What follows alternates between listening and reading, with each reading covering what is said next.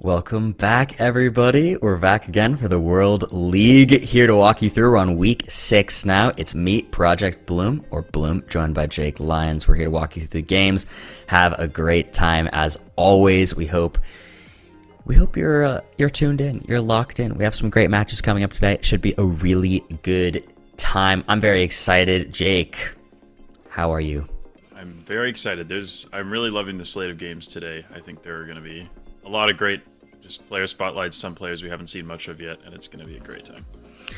I think so too. I think it's going to be really fun. Guys, we're here to play GeoGuessr. Let's talk about the game. Let's talk about how it works. Get into all of that good info. Jake, talk to me about GeoGuessr. Yeah, so GeoGuessr, if you've never played before, is a game where you're put somewhere in the world, pretty much anywhere on Google Street View, and you have to figure out where you are. And you can use clues such as signs or any other infrastructure, road lines, landscape, architecture, etc. to narrow it down. And once you think you have an idea of where you are, you open a little map in the bottom right of the screen and put a pin down. And the closer you are to the location, the higher the score you get, with the maximum score being 5,000 points, which we call a 5K. That's the game. That's GeoGuessr. How do we play it competitively? We match players up in a duel format where those points that they get from their guesses deal damage to the other player. How we do it is we start out in a moving game. The moving lets you move around freely, find whatever information you can, and use that information to make the best guess possible. You have 1 minute to do so, or if the player guesses soon or early, puts the pressure on the other player, gotta guess a little quicker. Then we move on to game 2, that's no moving. The players get one 360 panorama, and they can't move up and down the road anymore, but they can zoom in, can look around from that one spawn point, and that's it. However, if we make it to a tiebreaker, if we get a win in each of those first 2 games, we get to no move, panning, or zooming. That is when the players get one still singular image. No moving around, no panning around, no zooming around. Within that best of 3, let's take a look at the scoring. We can see how that all goes down with points up for offer being 3, considering it's a best of 3. If it goes 2-1, the player who got only one of the games in the matchup will still get 1 point, and the other player will get 2. However, if a player wins 2-0, they get all 3 possible points. Very cool stuff. Those points go toward these players' world ranking, which will dictate who gets to the World Cup this summer, which should be super exciting. Today, these are our matches that we're going to take a look at. Should be really great. That top row is going to be our first match of each segment, and then the second match there on the list will be the second match we get to see in each segment as well. We'll get 2 matches per segment. Should be exciting, and some matches will get played off camera, but we will be able to take a look at the scores from them, and the highlight video will definitely show some good highlights from everything that happened off screen here. But Jake, talk to me about these matches. Well, there are some awesome ones here. We get to see Finbar, we get to see Blinky, Radu, MK, maybe our 4 top players so far in terms of performances in the league. It's going to be an amazing time to watch these guys square off against each other, especially those first 2 matches. I cannot wait for those. We have all kinds of good stuff. We get to see Malfunction a few times in the second games, which I'm not sure we've gotten to commentate on a Malfunction game yet, so that's going to be awesome. And so many other great matches to look forward to here. Agreed. It's going to be a really, really great day of matches. Stay tuned in. As we were talking about earlier with those points, they're making their points here for this world ranking. We can see the world ranking right now. RC stands in first place. Blinky is in second. We got Constance and Zigzag right now, tied basically point-wise in third and fourth. MK fifth. That's the top 5, and as you can see, the entire world ranking here. This is what the players are working towards. This is what they need to make it. We're on week 6 right now. We're a decent bit of the way in, finally. These points are really starting to separate themselves. The players are getting ready to show what they're made of. And guys, we're going to be heading into that first match right now. Finbar versus Blinky. It should be a good time. I'm quite excited. We saw Blinky there is our second place. Finbar much lower on the ranking, however, has only played 5 matches. So with only 5 matches, he has a 91% win rate, which is honestly absurd.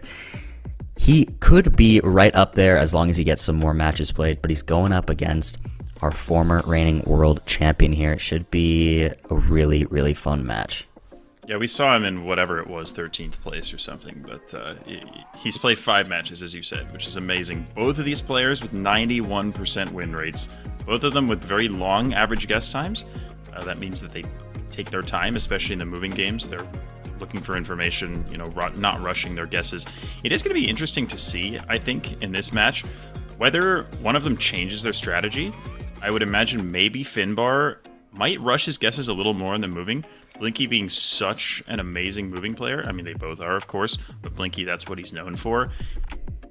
I think we might see Finbar guess a little bit faster on some of these moving rounds, maybe just to try and catch Blinky out a little bit, but we'll have to see.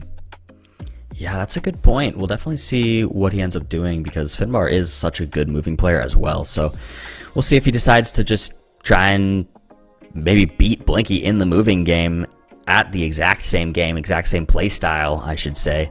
We'll see what ends up happening here as we head right on in to round 1, moving Finbar versus Blinky. Both players in very, very quick here to the Nusas by the looks of it. Oh, Blinky has a sign, Kabupaten Sumba Tenga, which means Central Sumba, which is the island that Blinky is on right now. I'm kind of surprised he isn't guessing immediately, but he has found that. And it looks like... He's got Sumba there on that sign too. He does, but it also said Timor and Rote, which is a little confusing. But he has the roof, that little roof that Finbar sees is pretty much exclusive to Sumba Island. But Blinky's going to be a bit closer. No, he's not. Oh, wow. Wow, Finbar. Great guess there. Made a little bit more of a region guess, actually, within the island, which ended up actually paying off a bit, I think. What happened is Blinky might have gotten confused. He saw Sumba Tenga, which is the Central Sumba Regency, but I think what he did was he misremembered where the regencies were, and he clicked in the wrong one, because the one that's called Central is actually fairly west, and I think he might have just misremembered. That would make sense. Both players into our second round here. They do have a sign, at least Blinky does. We saw Finbar saw a different sign there. But both players in the similar region by the looks of it, from what I saw them on their zooms. Yeah, I think they're both scanning for road numbers here. Blinky has a sign, I think, with a small road, and Finbar, I think, had a little kilometer stone that also had probably the same small road. So I would imagine they might be scanning for the same thing right now. He may have it. He zoomed really far in. 708 is what Finbar's looking for. And I don't think he's found it yet, so this could be some good points for Blinky, but I do think they are pretty close to each other. Western Romania. Okay, neither on it. Both quite close. A couple more points down to Blinky's health here. Finbar's still on flawless. We go into round 3.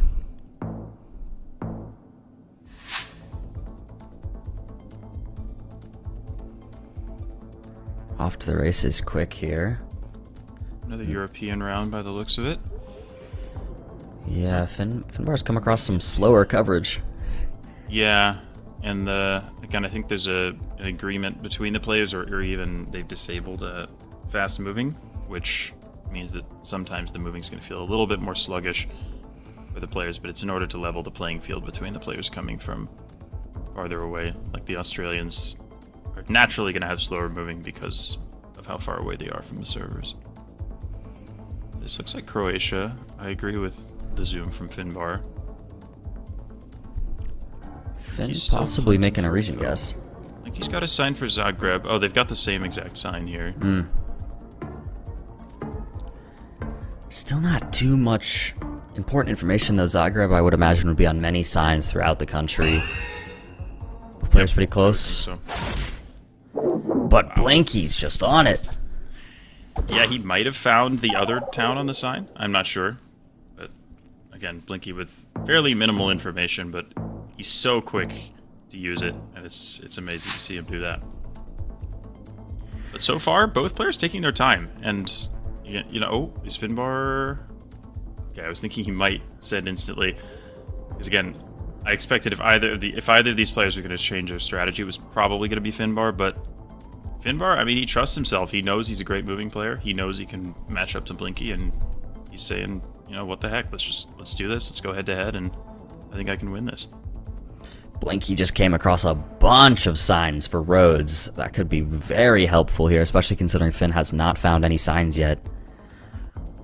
Yeah, this is a case of one player going one way and the other going the other way. Blinky definitely a little bit more fortunate with the signage he's found. He knows he's along Interstate 22 in Alabama. Finbar has an area code. I don't know if he knows them, but if he doesn't, he might not get the state, which could have major implications here. Yeah, he's still in North... Oh, he moves to South Carolina, so he's going to be a little bit closer, but Blinky's going to be probably right on it. Yep, he is. That's big damage. 2.5 times multiplier. That brings Finbar to less than 2,000 health. We just see that consistency from Blinky. Just, it's so hard to get points off of him, and when you go down by this much, it's so hard to get those points back. We'll see what Finbar can do, but Blinky just so strong and so consistent. They're in Indonesia again. Honestly, to me, it looks kind of like a similar area, possibly, to the first Indonesia round we had. I agree, it's pretty dry. A bit more west? Hard to say. Both are going to be looking for a Regency, Kabupaten. That's what you do in moving in Indonesia, but... Oh, and here we go. Blinky... Oh, it's blurred. He's got it, though. He sees it. Oh, he knows the town. Yeah, it's the eastern end of Madura Island. And I would expect both players know their Kabupaten, but Blinky's found one and Finbar has not, so this might end the game. He is in East Java, so he may survive. Yeah, but Blinky's probably right there on it. Yeah, he's just so close. Finding the information he needs. Wow. And he takes him out on round 5. We go on to no move. And this is exactly why I thought Finbar might try the strategy change, because if you're gonna change your strategy against anyone, Blinky's probably the guy to do it against. Blinky, known as probably the best moving player in the world, and well, he showed exactly why right there. He sure did. I think we're gonna even the playing field a bit now, going into no move. We will see. But Finn didn't play too bad. It's just those last couple rounds with the multis, Blinky finding the better signs, paid off. I think generally Finbar got pretty unlucky. I mean, the US round I think was pretty much just 50-50 which way you went, and he just happened to go the wrong way. Maybe the Indonesia he could have done a little better or fixated on better signs or something, but yeah. I think fairly unlucky from Finbar, but he knows he's still in this. I think the no move should be very, very evenly matched. I think so too. I think this definitely evens us out. This is a hard round though. We have a Czechia guess possibly from Finbar, but really we're just getting a couple houses, some mountains, some grass, some trees. Blinky yet to open the map here. Less than 10 seconds left.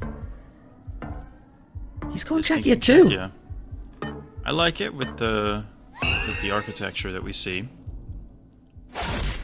Wow. And Finbar, right there. What a guess from Finbar. I mean, we're just in the middle of a field with a couple of mountains and a couple of buildings, and he's 17 kilometers away. Crazy impressive. Here we go. More rural. Probably Europe again.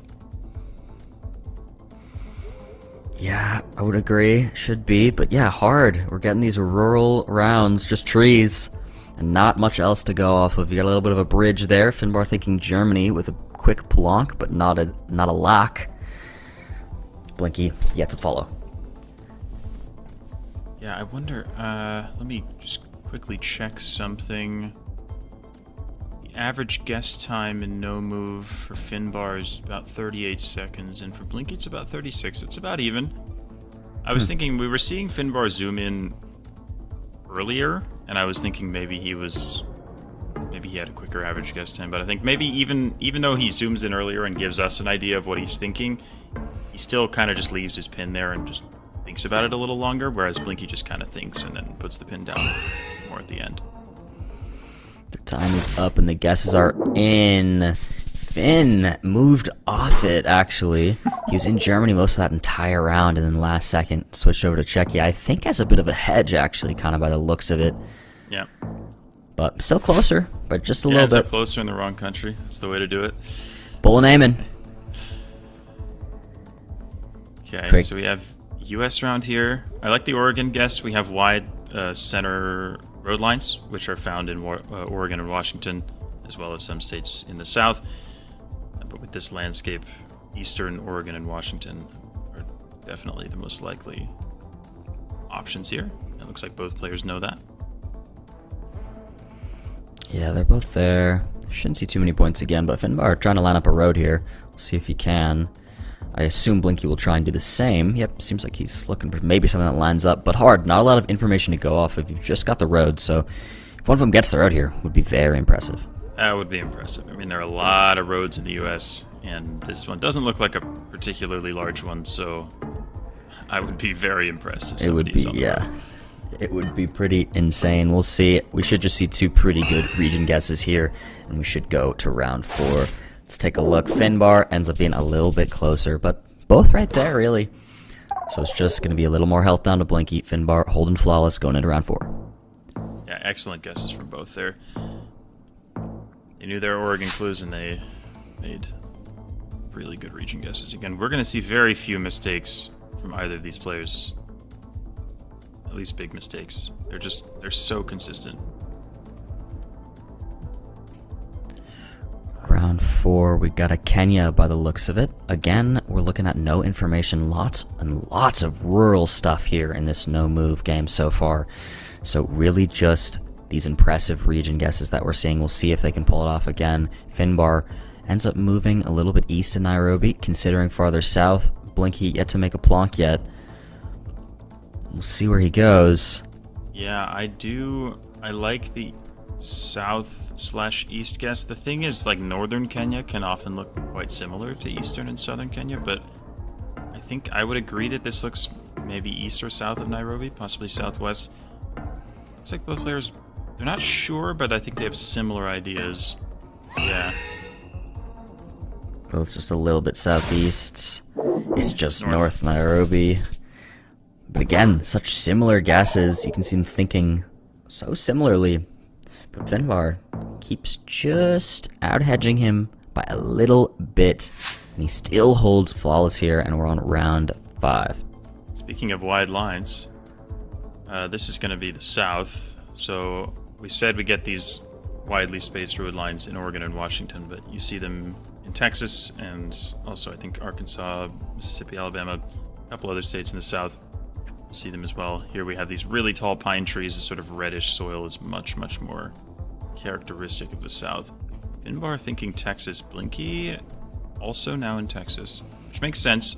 We also have this pavement here, which is very sort of grainy, almost salt and peppery, which is another really good clue for Texas. Both players pretty far east here, which makes sense because it's more green too. Yep. Guess If it's going to be in from Texas, Blinky. it's got to be east. Yep. And Finbar is just so close every time, even though Blinky's right there with him. I mean, it's almost like if Blinky was playing anybody else right now, he would probably be winning. There's a think he good would. chance. But Finbar just keeps slightly out-hedging him. It's so impressive. Yeah, we'll see if he can keep doing it, but the consistency from both players so far has been amazing. This is Bangladesh. Blinky's one of the best moving Bangladesh players in the world. He reads Bengali very well, and he knows a lot of subdivisions and things, but no move's a bit of a different game. Finbar's in Tripura.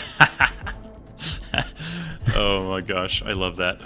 We'll see if he actually stays there, the India hedge, but I would love him to pull an Eamon again. Blinky, very specific zoom here. Like, he's quite far southeast. I'm not sure what's making him think that it's all the way down there, but I would believe it. Could definitely be possible. The time is running out now. Blinky puts the guess in. Finn to follow. Nope, Blinky right there on it. Finally the comeback he needs with 3.5 times damage. That's going to be a huge hit to Finbar's health, actually. Doesn't even matter that Finbar won the first 5 rounds. Blinky staying consistent, making a great Bangladesh guess, and he takes the lead in 1 round. We do go into round 7 in, Sweden by the looks of it, I guess. The players are zooming in quick here. Yep. I do like that. Yeah, we have sort of rocks along the side of the road, which work quite well for sort of a lot of the northern and western parts of Sweden. See, I mean, the players pretty similar guesses, but Finbar again. Wow. Finn, this is cinema. I don't know. I don't know what to say. He's won 6 out of 7 rounds, and he's still behind. That is crazy, actually. It's such a close game, though. Blinky just with that one Bangladesh really put him ahead here, but Finbar has evened it out. Not too big of a point difference. On round 8, 4.5 times multiplier. These rounds are going to be really huge. We could see game enders here, but we do have a bit of a sign here, which is going to be really helpful, especially for Blinky. He has so much memorized, but these do look like pretty small. It's pretty small towns. Tiny. Yeah, I mean, Stord, Lufthafen, Stord is going to be a town, but it could be like super tiny. Like he probably is scanning for it, but yeah, I'd be surprised if either of them finds this, and I think they're probably just going to have to make a region guess. But it looks like currently Finbar's a bit more south. He's more towards Stavanger, so that could be fairly significant. Blinky also thinking of going in Oslo. We'll see. See if it moves it. Yeah, the 2 plonks are not too far apart from each other. Just Finbar farther south. Oh, Blinky, right there. 4.5 times multiplier, that's going to be a hit. It shouldn't kill him, though. That does take him less than half health, though. Our reigning world champ, Blinky, is looking poised to possibly take this entire matchup here if he wins this next round. Oh, boy. Jember, okay, he immediately sees that. That's going to tell Finbar that there's info, but can he find it? Oh, boy. Wait, Finbar. Finbar hasn't found the sign. There it is. Jember. Does he know where it is? Does he remember? He doesn't know. He's like Jakarta. It's gonna be game. That's gonna be it. That town name knowledge, all those little things. Blinky knows them too well, and even after Finbar started off so amazingly, winning every single round it seems, Blinky takes it in the end. I mean, it's just that consistency from Blinky. There's a reason. There's a reason he won the World Cup in 2024. It's amazing to see him play. If I may, I have a little bit. I have something I want to say about Blinky. Something that's just incredibly impressive about the way he plays. Here's the thing. The thing that sets Blinky apart the most from the rest of the players in the world is his ability to pinpoint. His ability to 5K, to narrow down the exact location as quickly as possible. That is what he is better at than most players in the GeoGuessr community. Here's the thing. The format of this tournament, of the World League and the World Cup, doesn't incentivize pinpointing. 4990 versus 5K, there's actually virtually no difference. So the point I'm trying to make is that this format essentially neutralizes the strongest aspect of Blinky's game, the thing that sets him apart the most, and despite that, he was able to go and win the World Cup anyway, because he is just that good. He is unreal. Such a pleasure to see him play. Always he managed to do it. What a great game to start the day. We will see Finbar on the main screen later, but speaking of the main screen, we do have another match coming up that should be quite a treat. We have Malfunction versus Harrier. Let's get straight into it and take a look at the player stats. Malfunction, 43% win rate right now, lower than she wants to be. As we've talked about before, you kind of want to be on that in the 60% at this stage if you want to be looking good, looking poised, ready to get into the World Cup. But it's doable. Comeback here is definitely possible. Let's take a look at Harrier's stats. Jake, talk to me. Yeah, it's actually interesting to see the average guess time from Harrier is longer. Malfunction is known, like Blinky, as one of the best moving players in the world. Maybe the second best in the world behind Blinky himself. And the average guess times, they're a bit counterintuitive. I think that Harrier has really been trying to learn moving recently, and he's really been trying to take his time in those moving rounds. So I guess we see that here. But the other stats, super similar, the win rates and the accuracy. And both of these players further down in the table, really looking to sort of kickstart their campaigns and get it going, because they definitely need to, not only if they want to be in that top 12 to reach the World Cup, but also just to reach those regionals. You need to be in the top 60%, and both players are definitely feeling the pressure. Yeah, Malfunction with not too many games yet either, so again, could be a really good opportunity here. We'll see how they fare. Both very good moving players, so I expect a lovely little moving game here on our hands. He's got a Kreis. Do they both know them? So Landkreis, Stade. Yeah, Harrier knows it. This is something I would honestly expect Malfunction also to know, but I'm not positive that she does. Yeah, but the Landkreis, that's a second level subdivision. There's about 400 of them in Germany. Okay, she has it now. So they're both going to be right next to each other here. Very impressive. Malfunction a little bit closer, but really not too much to write home about. We're going to take it to round 2. Again, we're going to see some really impressive skills from both these players, but I think in moving, especially Malfunction, again, one of the best moving players in the world. It is amazing what she's able to do. Quick Darwin that said, lock. She sends no move in 5 seconds. Which is interesting, honestly.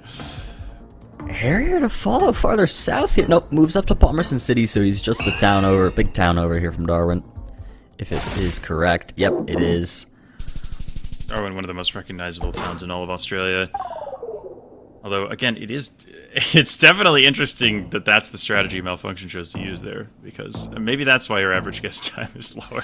Sometimes some rounds she's just like, whatever. Yeah. We're both going to get this, let's just move on. Kind of love to see it, won't lie. Machakos, surely she knows? Machakos County is east of Nairobi. There we go. She Took knows a second it. to get there, but Harry knows it as well. And this is just subdivision knowledge. Learning counties of Kenya, really helpful. But there we see the quick ability to 5K from Malfunction. Lining up the road, knew the town, and then within seconds was able to figure out basically the exact road. So And that ability insane. to 5K is a really underrated skill, and it's something that we don't see in the World League and the World Cup, because it's not, again, 5K versus 499 makes no difference in this format, but there are other formats where 5K means everything. And it's amazing how quickly some players can do it. Going to round 4 here in a turkey by the looks of it. We'll see if the players can get to any signs. But so far, nothing. It does look pretty dry. We need Gelotris here. He'd call it out right now. Yep. I think there's a sign back there, but I want to say it's a dead end in the coverage because neither player moved any closer to it. That would make sense. So Malfunction now trying to go the other way. She doesn't have anything, so this one may just come down to a region guess. See who's able to do it better. I like the area Malfunction's going. Harrier too, but a little farther south might be nice. But they're pretty close here, so. Oh, yep, Harrier right there. Excellent guess from Harrier. If anything, I would say that Harrier probably has a bit of an edge when it comes to no move and NMPZ. So that round was effectively a no moving round. I think that's going to be where Harrier's strengths are. Malfunction's going to be probably strongest when she finds info. Oh, interesting. It's Greece, but there's a sign in Latin script. That's helpful. Wow, that is very interesting, actually. Malfunction's got the exact same sign, but it's in Greek. Wow. Different coverage years by the looks of it? I think it's just a different sign. At 100 meters yeah. versus 200 meters. But Malfunction, I assume, can read Greek, so I think she'll be okay here. Both players right there pretty much next to each other, though, so. Yep, just about equidistant on the opposite sides of the correct location. Here, tiny bit closer. Quick little 27 here. Here with a little bit of a lead as we go into round 6. Multis are racking up here. Things are getting serious. Not time to panic just yet. Game is still very, very close, but that round limit, especially in moving games, it approaches very quickly. So you never want to be behind. We'll see if Malfunction can make up this gap. It does say Eindhoven, which Okay, Harry's got the same sign. Does he see Eindhoven? I don't think he read it, that it said Eindhoven there. Eindhoven, a pretty big city down in the south. You see Malfunction right there to the Harry's east got a of road it. number, though. On a kilometer marker, A2. See if you can find it. The thing is, the A2 is quite long, so I think Oh, Harry's a bit yeah. too far north here. Yep. Malfunction closer. Harry doesn't look too happy with himself there. But still, that's really not too many points. Netherlands, small country, and they're not too far apart. But Malfunction now takes a little bit of a lead here. 4 rounds to go. Dead even thus far. Both players above 5,000 health on round 7. So impressive. Yep. You see the moving quality from both players. They're just so good at what they do. Only one can come out on top here. We will see. I'm not sure they're going the same direction, so it's possible that they'll find differing amounts of information. We're in France by the looks of it here, but still no signs, no information. Finally, Harrier coming into what appears to be a town. He's got one sign. Looks like it's just an ad. Oh, and another one there. But you do see a yellow D road. Those can repeat throughout France, so they're not too helpful. Yeah. D-roads are only going to help if you already know what department you're in, which presumably neither player does. Although, does Harrier have a phone code? He does. That's going to be helpful. Malfunction with a pretty central guess. Harrier, phone code, helps out massively there. 4 times damage. That puts Malfunction on 1,700 health as we go into round 8. Beautifully done by Harrier, using that phone code. You can learn French phone codes. The first digits give you what sort of quarter of the country you're in, but it's really the second set of digits that tells you the department. And Harrier saw it, he knew it immediately, and he used it beautifully. Rachab Curie Khan. That's in English. Does he know? He knows what that is. Yep, and they both do. Both there, You know- but Malfunction. I wonder if Malfunction... I think Malfunction read the province name in Thai, and I think that Harrier read it in English. Just like that Greece round. Wow. Harrier just hunts out the Latin script. But this is round 10. I mean... Oh, no, sorry. It's round 9. My bad. 2 rounds left. Malfunction, well behind, needs to make up these points somehow, and is running out of time.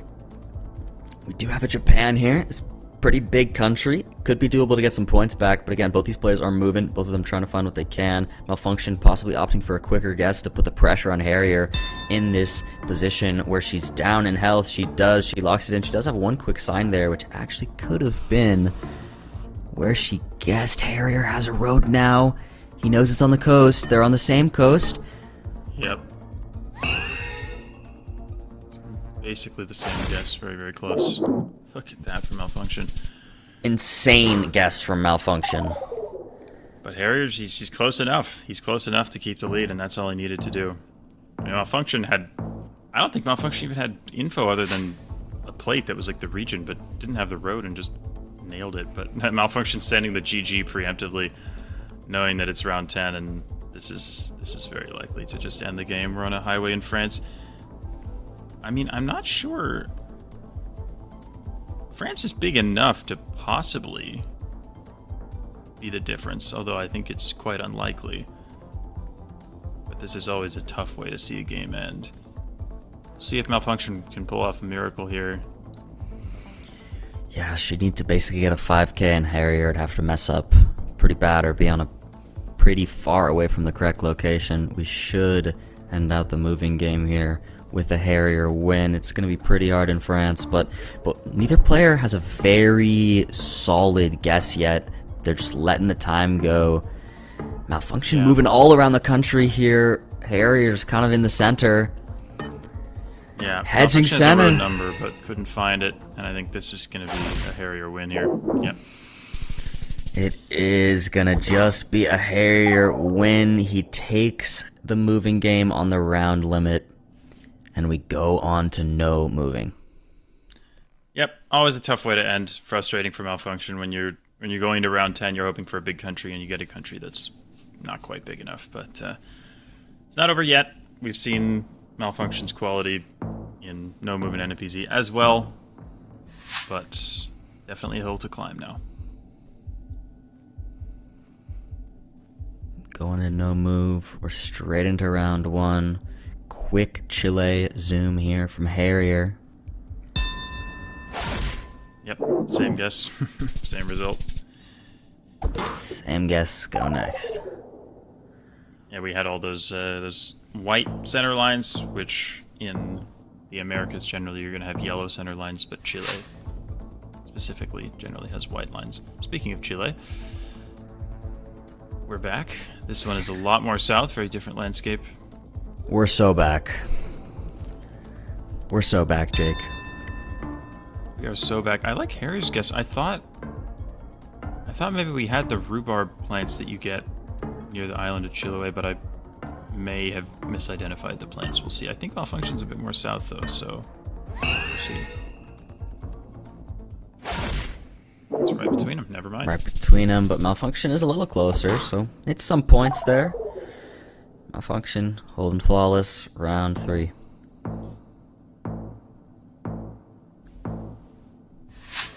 Yeah, again, both of these players are from the EMEA region. Both know that even if they don't auto-qualify for the World Cup, in order to reach the regionals and have any chance, you need to be in the top 60% of your region, which is not a given. Both players kind of teetering on the edge of that right now. Both feeling like they really need to get some points on the board. So this is a really important game for Malfunction especially. Does not want to lose 2-0 here. I mean, Harry's been on fire recently, to be fair to him. He started the league off really rough, and he's been winning a lot recently, so... Yeah, it's been honestly great to see, because he was definitely not happy with the way the league started out for him, and has been coming back with a bit of a vengeance. Both players in central Spain here. Makes sense. We'd have a road sign in the distance. There's blue Spanish highway sign. Flat, dry landscape with hills in the distance. Very typical of Spain. I don't think we'll see too much damage on here. Yep, just two pretty similar guesses. Is just outside Madrid, Harrier. A little bit closer. Breaks the flawless. Takes a 2-point lead. 2-point lead. I love that. Gotta love the close numbers here. Going into round 4 now. Interesting. We've got... Yeah. I think it's a low camera, so that would make it Sri Lanka, yeah.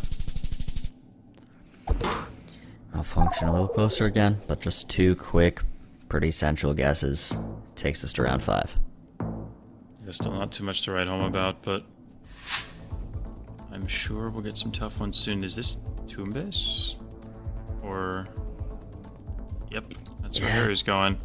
Tumbes there from Harrier. Will Malfunction follow? Seems she will pretty close, but a little farther south. So these aren't the usual signposts that you get in Peru, but the landscape is just super, almost like savanna bush-y, which is very unusual for Peru, but you get it in this super far north part. Although he looks like he's shifting a little more south towards where Malfunction is. But it is just Tumbes. What a guess there from Harrier. The confident, quick plonk. Debated it for a little bit, left it there, and he's right there on it. Harrier is really locked in now. I certainly would not want to be facing him right now. Going to round 6, South Africa, very dry. Limits your guess to maybe 66% of the country, it being dry like this. But we do have some hills, which is definitely helpful. Both players going southwest of Lesotho. I don't mind the guess. The hills are sort of almost flat-topped, which is typical of the hills you see in Lesotho. And with this dryness, it makes sense that we'd be in that more deserty area. I think pretty similar guess. Harrier's quite close to Lesotho. I think Malfunction a bit farther away, but again, they've got the same vibe here. Timer runs out. And it's just northeast of Lesotho in the end. So much for 66% of the country, because if you asked me to point out the 33% that it probably wasn't, I think that location would have been within the 33%, so... I think me too. Yeah. I think me too. So maybe I should have said 67%. Shows that you never know what you're going to get. But is this Sweden? I think they did have a Swedish flag there. although it's just kind of a generic semi-urban round. Not too much to get out of this. We'll see if either of them is able to make a region guess. Harry, you're pretty far south right now, which I do like. Definitely could make sense. See where Malfunction follows. Harry with the lock. There's not too much else information to go off of, so he's just going to get the guess in. Put the pressure on. Malfunction is not zoomed in yet. She goes a little closer to Stockholm. This could be significant. We have 4 times damage. It is just near Stockholm. That's actually going to be a big hit to Harrier's health. 2,300 damage puts Malfunction in the lead. 3 rounds to go. Malfunction takes the lead. I'm not sure what Harrier... I don't know what pulled him that far south. I'm not sure what it was that he saw. But Malfunction taking advantage of that small mistake. Both players in southern Peru here. It makes a lot of sense. I think the landscape looks almost like things you would see in northern Chile near Arica. So I do like the southern Peru valley guesses from both players here. That makes a lot of sense with what we see. Agreed. It seems like Malfunction might be looking for a road that lines up here, which I think may be doable, but definitely hard. Definitely doable, though. There aren't too many roads in Peru. I mean, there are a lot of roads, but it's definitely possible. We've seen Radu do it a lot of times, so that is true. That is very true. It can be done. But I think both guesses here are very, very similar. Yeah, they're pretty much on top of each other by the looks of it. We'll see Malfunction just a wee bit closer, but really not much there. It does bring Harrier to less than half health. Not a great position, but it's still pretty close. We're going in to round 9. We have a 5 times multiplier now. We're getting near our 10 round limit. And we're back in Chile here. This is an interesting landscape. It's gonna be one of these national parks, but the thing with southern Chile, at least for me, is it's really hard to tell north versus south. Anything south of like Puerto Montt and north of Punta Arenas, you get a lot of just similar kind of cold looking green landscapes. So we'll see. I didn't quite see exactly where Harrier's pin was, but this round definitely could make the difference. Wow, Harrier. Amazing guess with 5 times damage. Is going to win the game there and take the overall match. Amazing from Harrier. I said south of Puerto Montt. It was not south of Puerto Montt, so mad props to Harrier for realizing that and going more north. That's a great guess on a really tricky round. Again, Malfunction played fine there, but Harrier just so good. And we've seen great improvement from Harrier over the last few weeks. And he's really locking in now. He feels like he's in his element, and we're really seeing that on display. Yeah, very impressive stuff. Love seeing a bit of a comeback there from Harrier after the start he wasn't hoping for. Really impressive. Really great game right there. 2 great games to start the day, actually, I will say. And just to see how close that last match went. Really, first one ending on the round limit, second almost getting there as well. It really was a close matchup and an exciting one at that. Guys, what a lovely little first segment. Let's take a look at our overall schedule here. What happened off screen? It looks like Mata got a 2-1 over Moo, and Clement got a 2-0 over Yannick. Anything you want to talk about there, Jake? I would say that Mata beating Moo is a surprise to me, given how strong Moo has been so far, but Moo has struggled a little bit more in the past couple of weeks, so yeah, he slowed down a little bit. I don't know if it's a mental thing or if he's just coming up against tougher opponents, but amazing stuff from Mata to take the win there, and then a dominant 2-0 win from Clement over Yannick as well. Yeah, good stuff. Good stuff all around, guys. It's been a great first slot.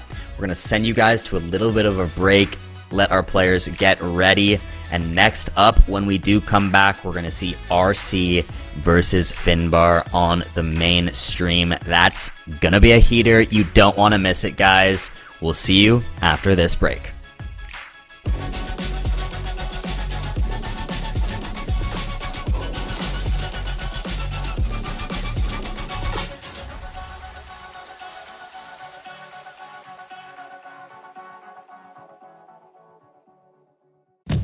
thanks, GeoGuessr, for letting me become part of your world so quickly, and that I got a chance to see Blinky lift the trophy after that insane grand final. It was an experience I'll never forget. So now, with 2025 right around the corner, I have an idea. Now, don't get me wrong, I love Sweden. We've already had the World Cup there twice. GeoGuessr 2025 World Cup. Denmark. So to all you GeoGuessr fans out there, let me show you what Copenhagen has to offer. Fancy architecture. Easy to recognize signs. We have historic buildings. Red roads. A royal family. World-class dining. A super cool theme parks. We got the best beer in the world. Presumably. So, when you're done exploring the city, when you've tasted all the varieties of smørrebrød and you've found out the true meaning of hygge, we'll meet here. Where Winston Churchill laid the foundation of what would become the European Union. Long live the cause of freedom. Where big-time artists like Rolling Stones, Louis Armstrong and the Beatles have performed. Ladies and gentlemen, boys and girls, I welcome you to Copenhagen and the KB Hall, the venue of the 2025 GeoGuessr World Cup Finals. Oh, and there will be a bar.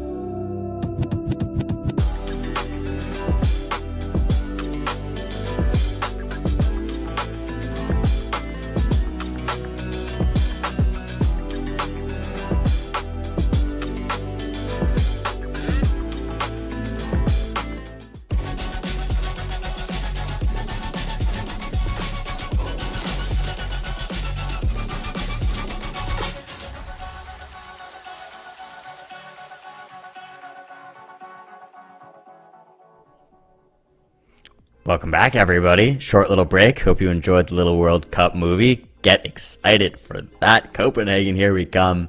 Gonna be amazing. But we're working toward the World Cup right now, and we're starting the second slot of the day with a banger matchup. It's gonna be RC versus Finbar. I don't even know what to say. These are two of the best players in the world. We did see Finbar Blinky just a second ago, and Finbar did lose that one, but he has been playing so impressively with not too many matches played. RC started the day here in first place. RC's got an 84% win rate, which is insane considering how many matches he's played. Again, at the start of the day, first place with 29 points. We'll see if he can gain some more points here. 67% precision, insane. He's a tough opponent to go up against, especially after you've just lost to Blinky. Here's Finbar's stats, though. Yep, just as impressive. Honestly, the win rate a little bit down, of course, after losing 2-0 to Blinky, but still very, very high. Great precision as well. The guest time, honestly, I'm not sure. Are there any players with an average guest time longer than 40 seconds? I'm not sure. It's definitely high. So these are both players who really like to take their time. It doesn't mean that they're not good at no move or NPC. It just means they want to think about it. They want to narrow it down as best they can. So different from the strategies that we see from some of the other players in this league. Radu in second place. Seems like him and Blinky are just kind of trading blows, going back and forth in the first and second spots. Finbar a little bit behind, but again, he's only played 6 matches, and once his matches even out, I would expect him to be right up there with them. Yeah, RC with almost double the matches, so it definitely makes sense, that disparity there. And the fact that we're saying they're so evenly matched. So we should get quite a treat here going in. The match is starting off. RC, Finbar, moving, round 1. So much Chile. Keeps popping up. Yeah, lots of Chile. It's a beautiful country. It is a beautiful country. Yeah, doesn't get the love that it deserves, I think. Amazingly diverse landscapes. You get so many different latitudes. Finbar definitely looking to get revenge here after losing the moving game to Blinky. I think, again, he got a little bit unlucky there. There were a couple pieces of info that Blinky found, maybe just because Blinky went a better direction, which, of course, you know, going the right direction is a skill, but at the same time, there is always going to be a little bit of luck involved there. So I think Finbar, hoping he gets a little more luck in this one, see if he can take the moving game against Radu, who is also one of the best moving players out there. The time runs out. Wow. And is Finbar on it? He is. Is. What did he see? He's laughing at it a little bit there on the camera, too. I'm not sure he saw anything. I don't know. It might have just been a random guess. Maybe that's why he was chuckling to himself. I didn't see any signs or anything that he got to. Maybe I missed something, but that might have just been an insane plonk from Finbar. I think it might have been. Great way to start for him. We do go on to round 2 now. Players off to the races. Finbar possibly with a sign here. Seems... Oh, Zaragoza. Yep. That's going to be important. Pretty big town in Spain. RC in the area, too. He's got phone code, maybe? All I saw on Radu's sign was a phone code there. Finbar is pretty far south. He had a sign for Zaragoza. I'm not sure he saw that, though. Or maybe didn't register it.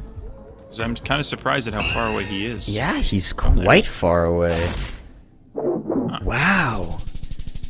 RC ends up getting a really great guess and makes a really big comeback here. Finbar looks confused. He might have seen something that he thought was an indicator for the south. I'm not actually quite sure what happened for Finbar there, but he was definitely a little bit surprised. This is one of those differences we see. Finbar likes to kind of zoom in the map quick so that when he does have the more accurate guess, he's already there off of his first initial region guess zoom, which I think is quite interesting to watch because I don't feel like many players do that like he does. I agree. I think I don't really do that. And again, Blinky and Radu, again, we see them move, take it in, figure it all out before zooming into the map. So it's definitely a difference in the way that they play. But both players know that this is Northeast Brazil. We have the classic sort of segmented Brazilian poles. It's sort of an unusual landscape with all these cacti, but I think we are likely to be pretty far northeast. I like the Bahia guess from Finbar and Radu following suit. The time runs out. And Finn. Oh my goodness. What a guess from Finn. He has been making insane guesses today. That is an amazing guess. Again, neither of the players had information there. That was pure vibe guessing, landscapes going off of the poles, but getting that close in a Brazil round with no information is amazing. It's unreal. Unreal from Finn. We go on to round 4, though. A little bit of a sign there. Finbar sees. RC yet to find any signs.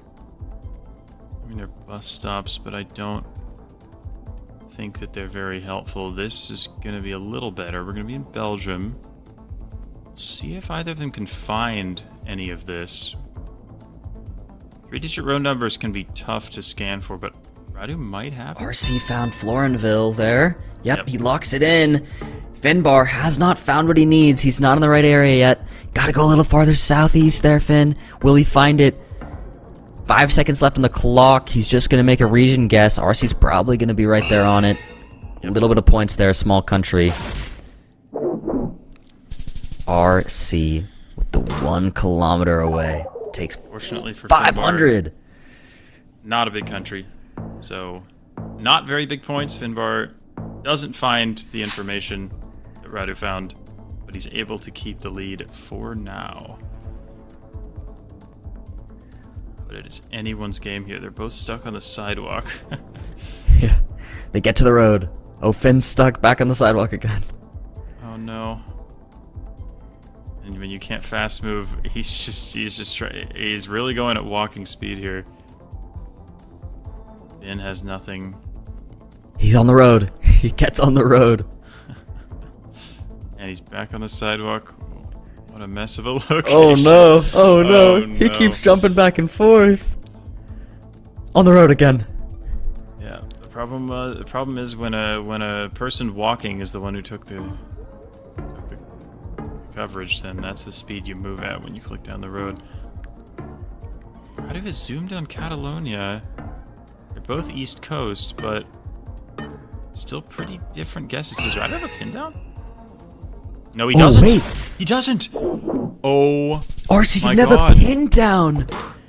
Oh no! The time Finbar's runs like, out. what?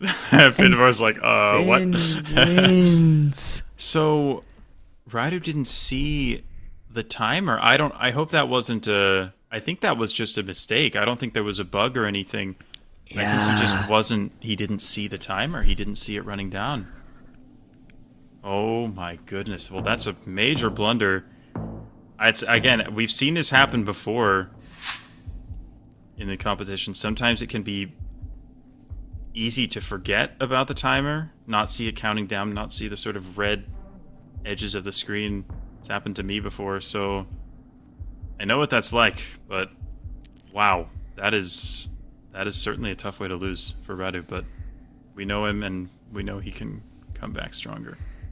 He looks like he's composed himself again and he's just ready to go. He seems like he quickly acknowledged his mistake and just said, okay, it is what it is. We go no move.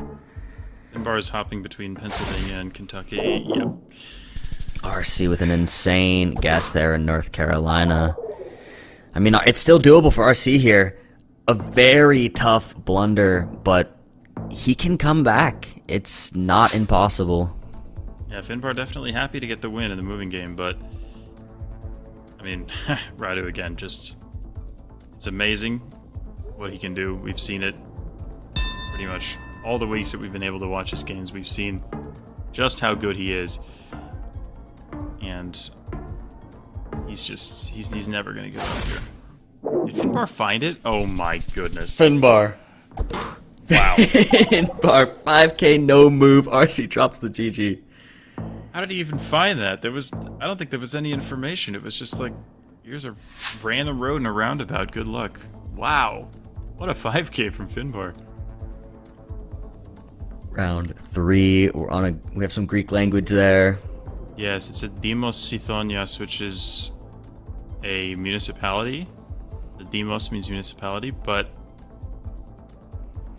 oftentimes those are very hard to find. There are a ton of them, and they're not even always named after cities, so I would imagine it's going to be difficult for either player to find that. But Sifnos, is that what it says? I think it was Sithonia, not Sifnos, but it is a similar word. It kind of lines up though. Like RC might have a 5K here actually. I'm not sure if the angle We'll see. It looks yeah. It's like possible. No, he's considering other things in case. Yeah. It's a similar word, but I'm not sure it's the same one. The timer runs out. They do have guesses in. So, it is just farther north. Yeah, Greece is really tough like that, because you never know what information is going to be helpful and what isn't. But trying to use that municipality, but it doesn't always pan out. Again, Round 4. instant zoom from Finbar. It's really interesting to see, because we really don't see that from most players. But if he has an idea, he doesn't send the guess, but he clicks it immediately. Yeah. They're both in Quintana Roo, I think. Oh no, up in Yucatan, Finbar.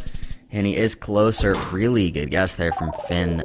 Takes almost 1,000 points down from RC's health. And we saw Finbar go down 2-0 against Blinky, but probably not.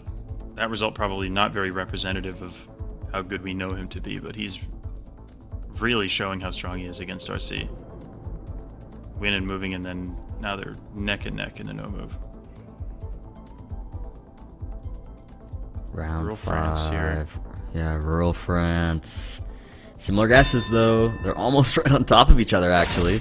Yep. Wow. Yep. Just farther west. Got the vibes. Even to get the west, I mean, maybe they thought looks more similar to the UK, so it's maybe guessing towards the UK or something. I'm not totally sure what it was that gave away west there, but again, France is such a tough country to region guess, but these two are really at the top of their game. Urban Brazil, though, this could even decide the game. We will see.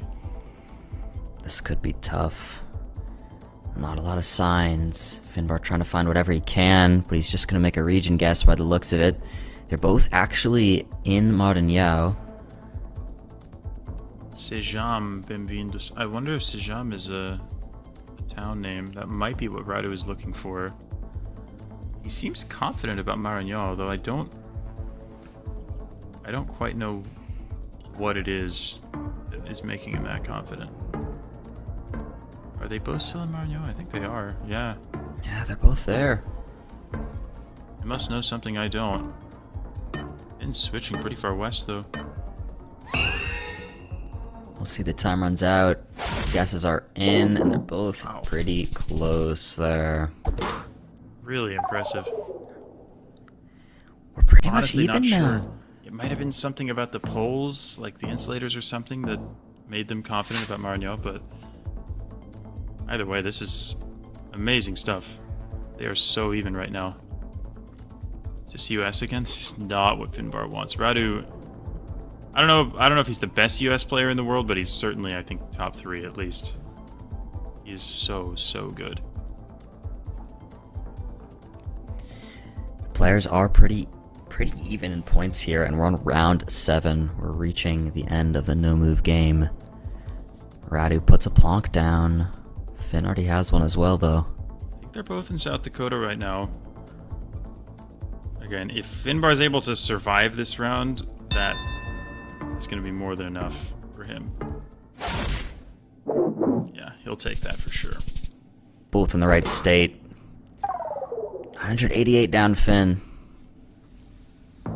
Could always be worse in the US. Again, we saw Radu's quality in the, I think it was round 1, that hilly North Carolina round or whatever, where he was basically right on it. Radu just does not make a lot of mistakes in the US, so being in the right state for Finbar is, yeah, he's happy Definitely about that. what for he sure. wants. Little coastal location for round 8 here. This is tricky. I do like the Mexico guess. That was my thought as well. It's not that obvious here. It's a bit of a strange one. Just taking their time for sure. Again, Finbar, we usually see him zoom into the map quickly, but he has not done so yet. That tells you he's not very confident.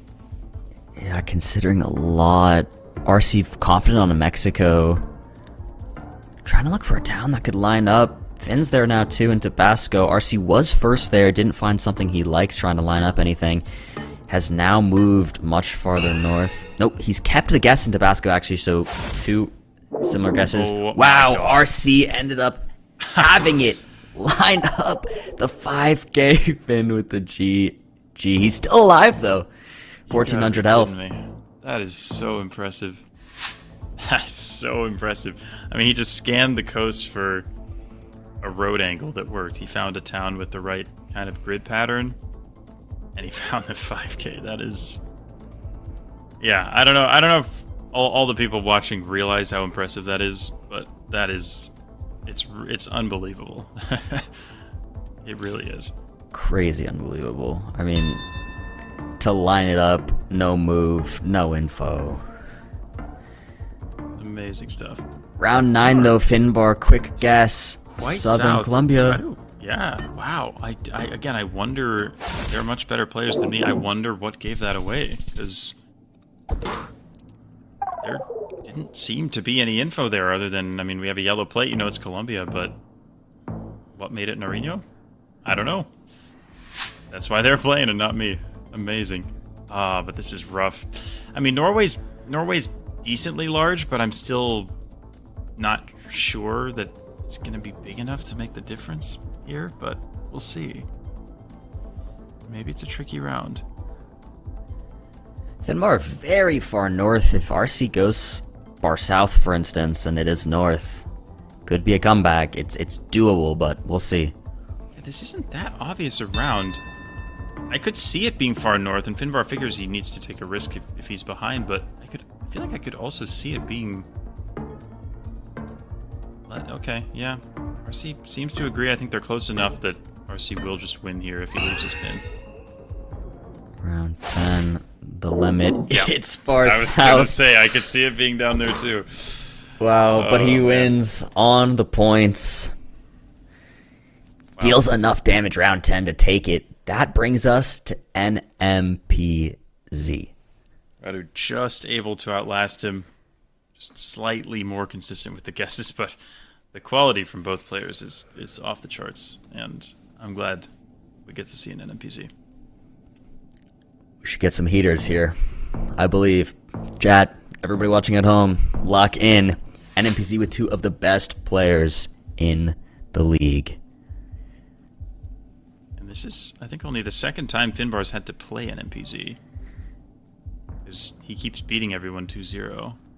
And then he lost to Blinky 2-0, but and Finbar has not quite been tested as much in NMPZ as much as the other modes. To be fair, that's probably true for Radu as well, given he's been beating a lot of people 2-0 as well. But both players getting Northern Argentina here on this urban round.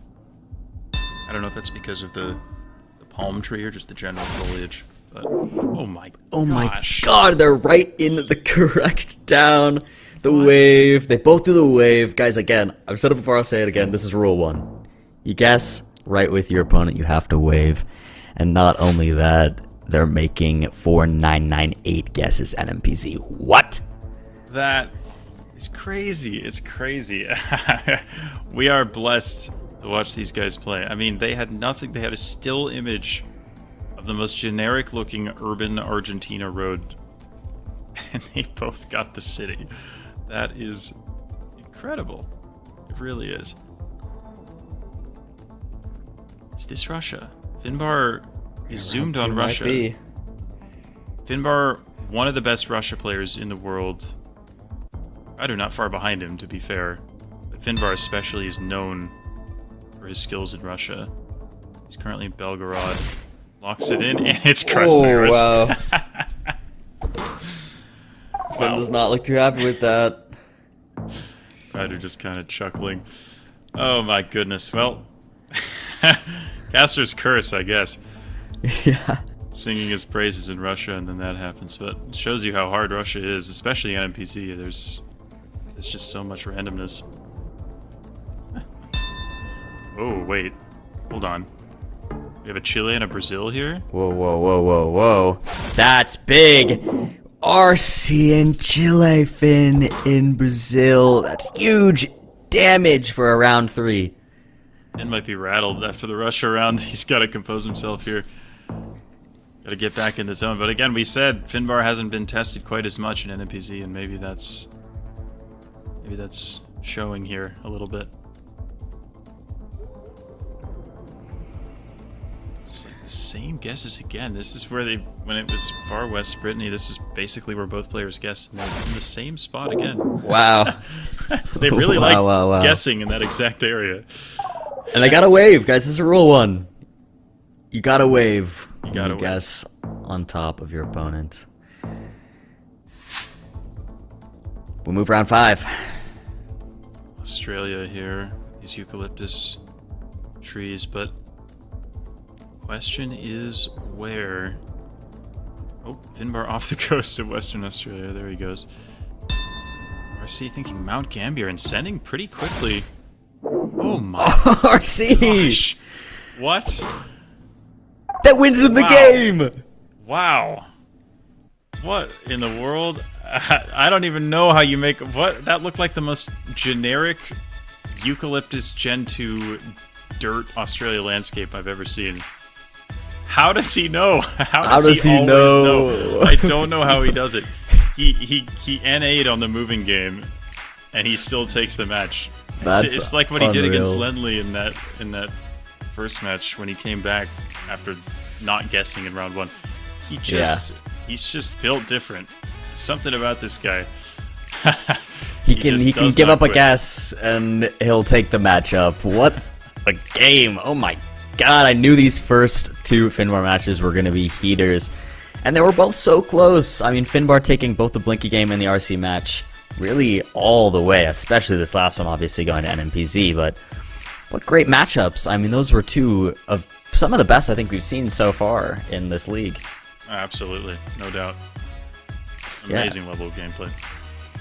Well, that's not the only match we get. We get Blinky Malfunction as well, and they have actually already started, so we're going to jump straight in, past the stats. They're on moving. This is a moving masterclass we get right now. This is a moving masterclass, and again, I really wish, for this match in particular, I really wish that the format was different in this league, because these 2 are, again, if you just think about the ability to narrow down and the ability to pinpoint locations, the ability to 5k quickly, these 2 are probably number 1 and number 2 in the world.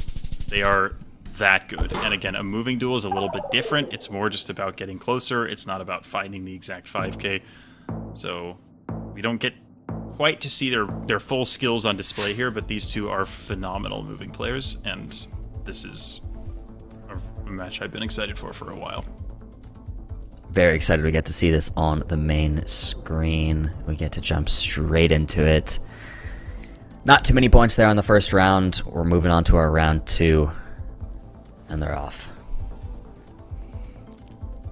Both going the same direction here. They're in Germany. I believe they were in Germany round 1 too. Back-to-back Germany. Germany's to start it off. Germany's an interesting country for moving because you can learn, like I think I mentioned before, the municipalities, the second level subdivisions that are written on a lot of the town entry signs.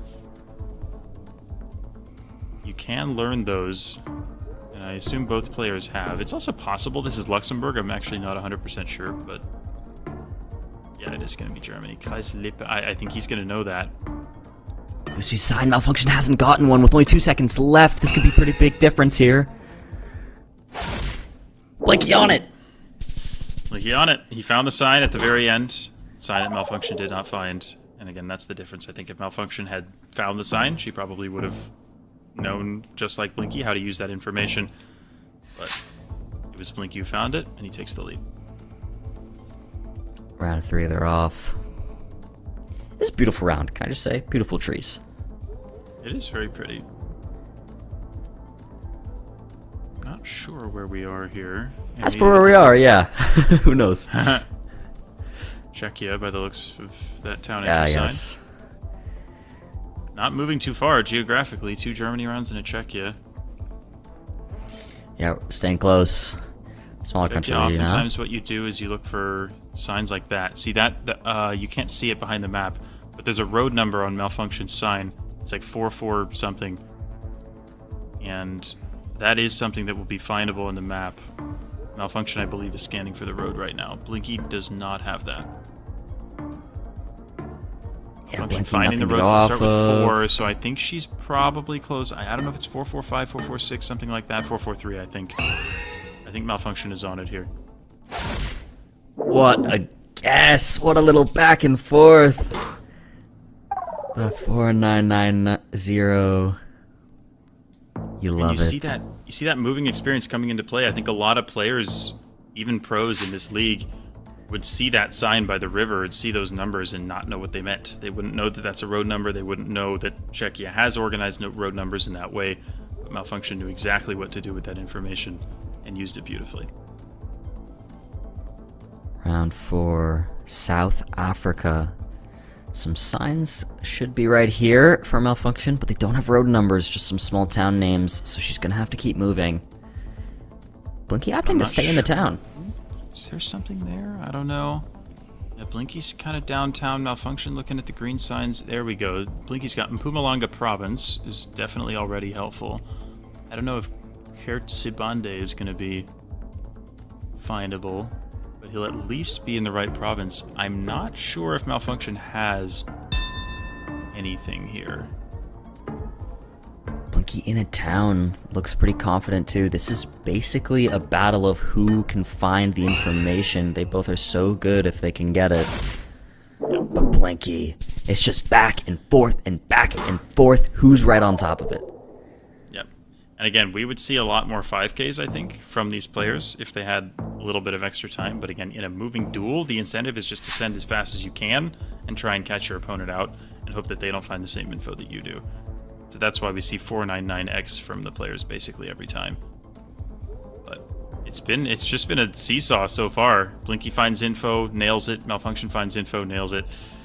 That's really what it comes down to. Round 5 though looks very rural. I don't know if these players are going to be able to get to signs or not, especially with no fast moving.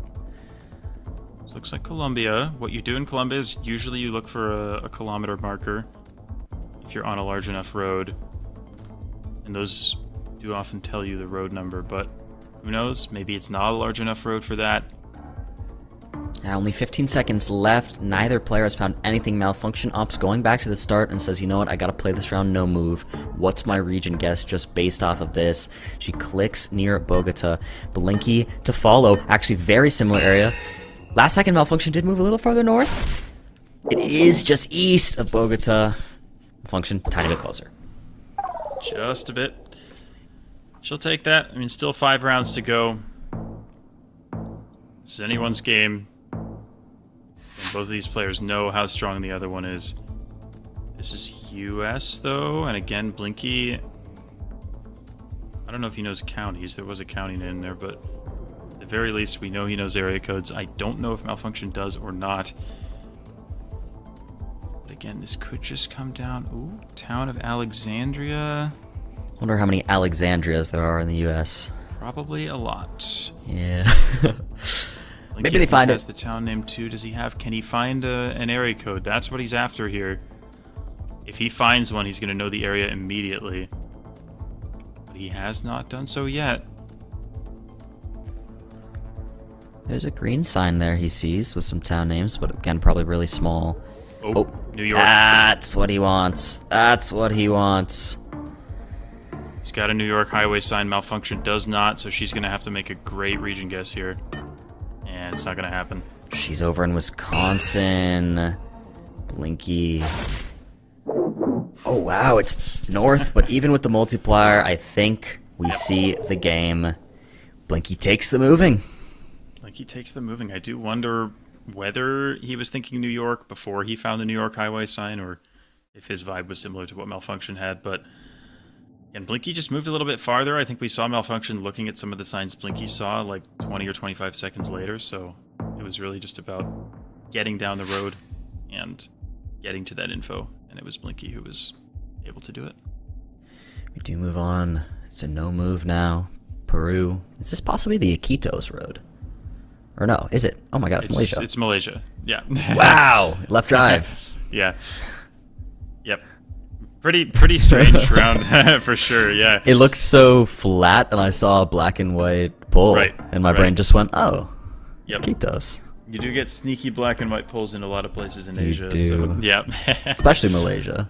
I definitely understand where you're coming from with that, though. Similar guesses from both. Wow. Yeah, right there in Cebu. Just outside. Crazy no move guesses. Little six right there.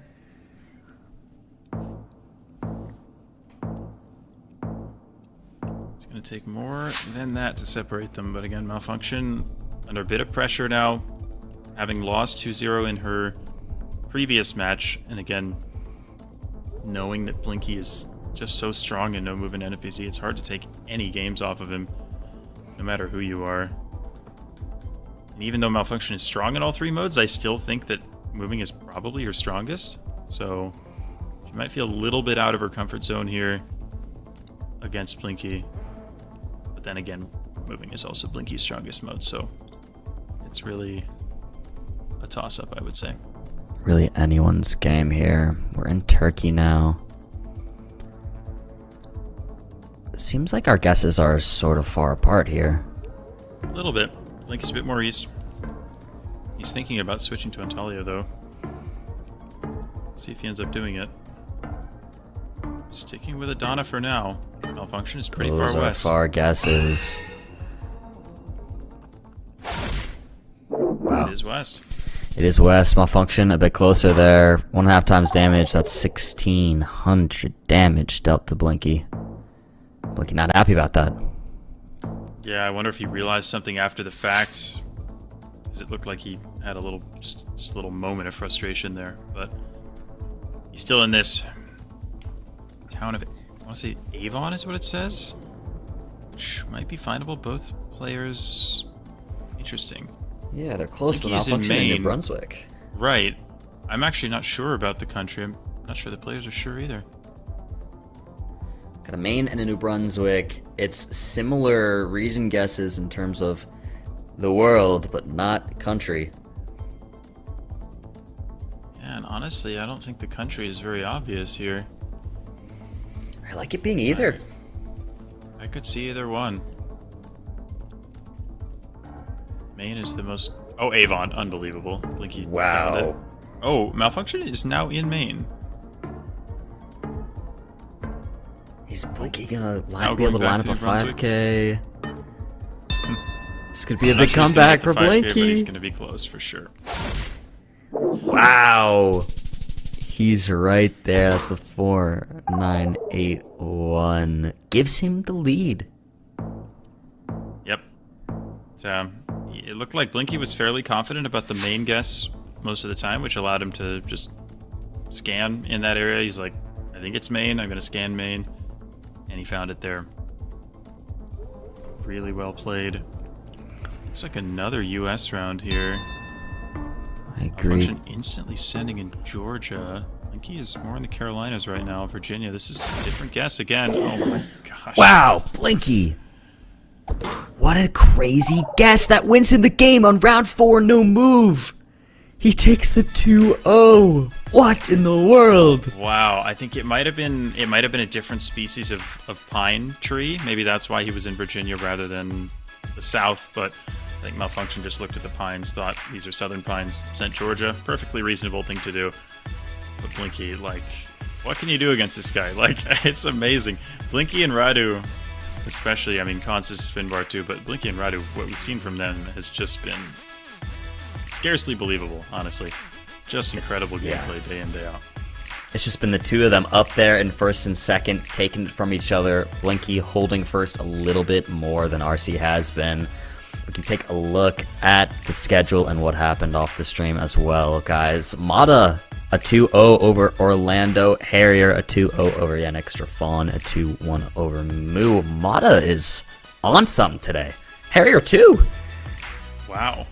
Yeah, Mata and Harrier, amazing. Both, I would say, I don't know if I would say that those are upsets. I think Mata over Orlando, again, I would probably consider that an upset. Harrier, maybe I expect to beat Yannick, but again, 2-0 is really, really impressive. Harrier is he's just on fire now. He can't lose anymore. Strefon over Moo. Again, Moo does feel like he's slowing down a little bit compared to the start of the league, but I'm sure he'll get his mojo back. And yeah, again, Orlando's been great so far in this league, so Mata with the 2-0, that's big for him. Yeah, definitely. With all that said, we can take a look at the overall standings now. Now we're halfway through this slot. Blinky now, first place, 12 matches, 34 points. But RC right there, second. Harrier moved up to 10th, too. Yeah, look at Harrier. That's awesome. And he's played fewer matches than a fair few of the players above him. Amazing, because Harrier, we saw him at the bottom of the table in the first few weeks. He was right at the bottom, and it's been an amazing resurgence from him. And then Blinky, 34 points in 12 matches. It's just insane. I mean, that's out of 36 possible points. He's dropped 2 individual games in 12 matches. That's dominance. Unreal. That's the reigning world champ there. I mean, what can even be said? We just saw it go down in real time. But guys, what a lovely slot. We're going to have another break for you, but stay tuned for when we come back. It's going to be MK versus Strafon. You don't want to miss it.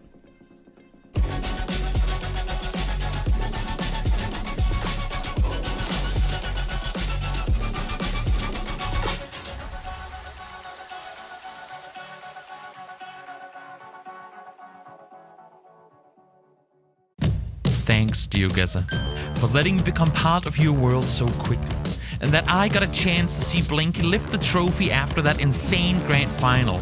It was an experience I'll never forget. So now, with 2025 right around the corner, I have an idea.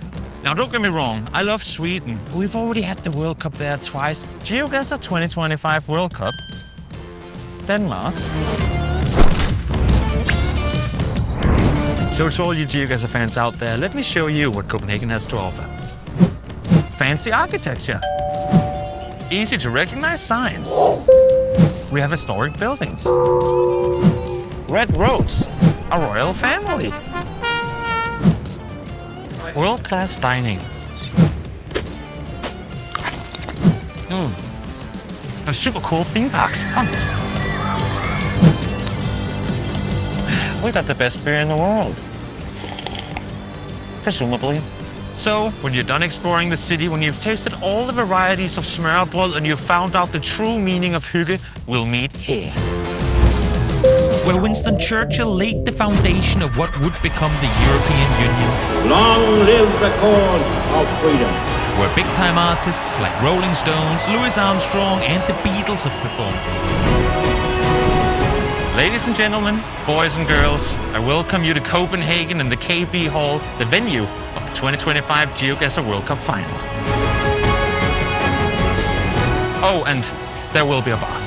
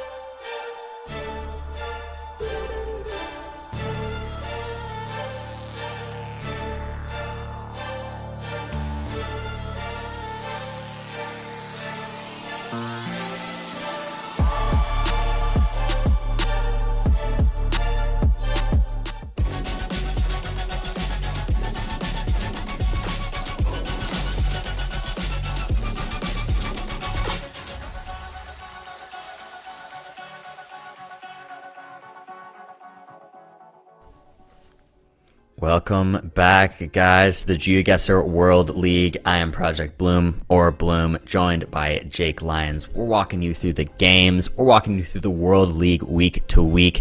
And that World League is leading up to the World Cup in 2025. But we've already had 2 other World Cups so far, and they have been bangers, if I do say so myself. Let's take a look at some clips from that and what we've got coming up. Here's where it comes down to. Oh my God, I think Constance might be closer. Just by a hair.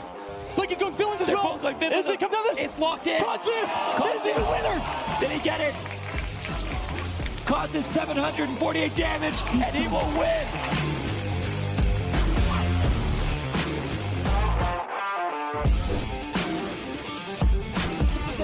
In a foreign country where he's not comfortable, like he knows it, headphones are coming off. It looks like we've got a new champion, Nobel laureate, the one who has unearthed the GeoGuessr World Cup Championship of 2024.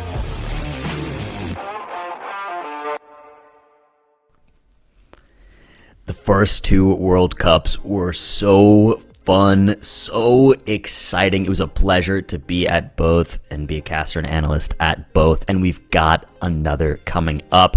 Week to week, we've been doing the World League. It's been leading up to the World Cup. Tickets are now finally available. The location is finally announced. It'll be in Copenhagen this year for the first time after the first 2 being in Stockholm. Guys, grab your tickets. We'd love to see you there. There are a couple different pricing options depending on if you want to come for both days, if you want to be part of some community events, things like that. Check it out. We'd love to see you. We'd love to meet you. And it's going to be big. 3,000 person venue this time. We just keep leveling it up. It's going to be a 360 view from the audience looking down in on the players. It's going to be crazy. Like, I was so excited when I found out about the venue and where it's going to be, guys. It's going to be so fun. We'd love to see you there. But we still got to get there. We still got to have matches play out. We've got to get the World League done. We've got to get these players up on the world ranking. And we have some nice matches coming up. It's going to be MK Strafon first, and then Fly Me Fow. Any thoughts here on what we've got coming up, Jake? Yeah, I mean, I think MK Strafon is going to be a fun one. I think we're going to see a pretty sharp contrast to the games that we've seen so far. I think the games that we've chosen to broadcast, these first couple of matches, have been very, very moving player heavy. Radu, Finbar, Blinky, Malfunction, Harrier. These are players who like to take their time in the moving games. They like to really be calculated about their guesses. MK is the polar opposite of that. He guesses so quickly. I think so far in the World League, I think around 80% of his rounds, he's been the first player to guess. So, yeah, I think we're going to see very, very different play styles in this game. And we'll just kind of see how that plays out and how different it is from the matches we've seen so far. Yeah, I think it's going to be really cool to see. Yeah, it's going to be a pretty big contrast to what we've got to witness so far today. Nice change of pace. Let's take a look at these 2 players. It's MK, it's Strafon. MK, 72% win rate, and our fastest average guess time was 17 seconds. Unreal. Unreal. And this 63% precision is honestly quite high given the 17-second guess time. He knows where he is, and he knows immediately, and he does not waste any time. He's just like, I know where I am, I'm going, I don't care, I'm not waiting. Strafon, again, we see average guess time is twice as long, and the precision is still a good bit lower than MK's. So that shows just how crazy MK is. So we'll see him use that quick guessing strategy, because he figures, you know, if I know, why give my opponent time? And it's amazing to see him do it. Yeah, it's going to be great to see this matchup here. Strafon, as we look at where they're at here, MK's our 5th place right now on the world rankings. Strafon in 26th. Many less matches, though. Only 6 matches played from Strafon so far, so could definitely make a comeback, but a tough opponent to do it against right now. Strafon's doing fine. 12 points out of 6 matches is actually very, very good. If you're able to keep that sort of two times as many points as Masters, like if you're able to stay above that line, you're going to be likely qualifying for the World Cup directly. So even though Strafon looks like he's far down in the standings, he's only played 6 matches, and he's actually doing pretty darn well so far. Definitely is. We'll see how he fares up against MK. New Zealand, round 1, moving. Here we go. MK going for Christchurch. I'm not sure what he saw, but I wouldn't bet against him. He does have some signs. I don't know if they said Christchurch or not, but, well, Stefan's going for it too. There were some mountains there in the south that we saw Stefan seen that could possibly be helping out, because the vibe and everything, and you do have a couple mountains south, actually, which for that island is unique. Yep. I think that makes a lot of sense. Yeah, in the South Island, you've got a lot of islands sort of towards the north and the west, but less so the south and east. And in Christchurch, you have that Banks Peninsula and stuff. Definitely sort of a unique geological area. So, very nicely played by both players here. Looks like a Turkey round here. Beiruz, I think, was the name of the town, but ooh, MK's got a much better sign here. Towards Barton, which is on the north coast, just west of him. So I think he's quite close. Yep. Wow, he's picked a city. I think it lines up, and I think it makes sense. Stefan, much farther west. Is he gonna move? No, it doesn't seem like he is. This could be pretty big points. We are only on round 2. Yep. Good for the confidence, though, at least for MK. He'll get a few hundred points here. Crazy guess. Great find from MK. That's 1,800 damage dealt to Stefan. Yeah, a little more than a few hundred, to be fair. Yeah. Very, very nicely done by MK. Again, he's not known for his moving abilities as much as his other abilities, but it doesn't mean he's useless. I mean, he can still find a sign, he can still narrow his location down just fine. But on rounds like this, you'll see him just do this with no information. Just like, I have a good enough idea. Don't really care, I'm just gonna go for it. Round 3, timer's already running out. Stefan needs to follow suit. He's going Tuba, MK closer to the capital Dakar. It's just far northeast. That's still 500 points down to MK's health, though. Yeah, it's not insignificant. Senegal's a tricky country. A lot of those sort of northern and eastern areas can look really similar to just the center. So, definitely kind of an unusual round there.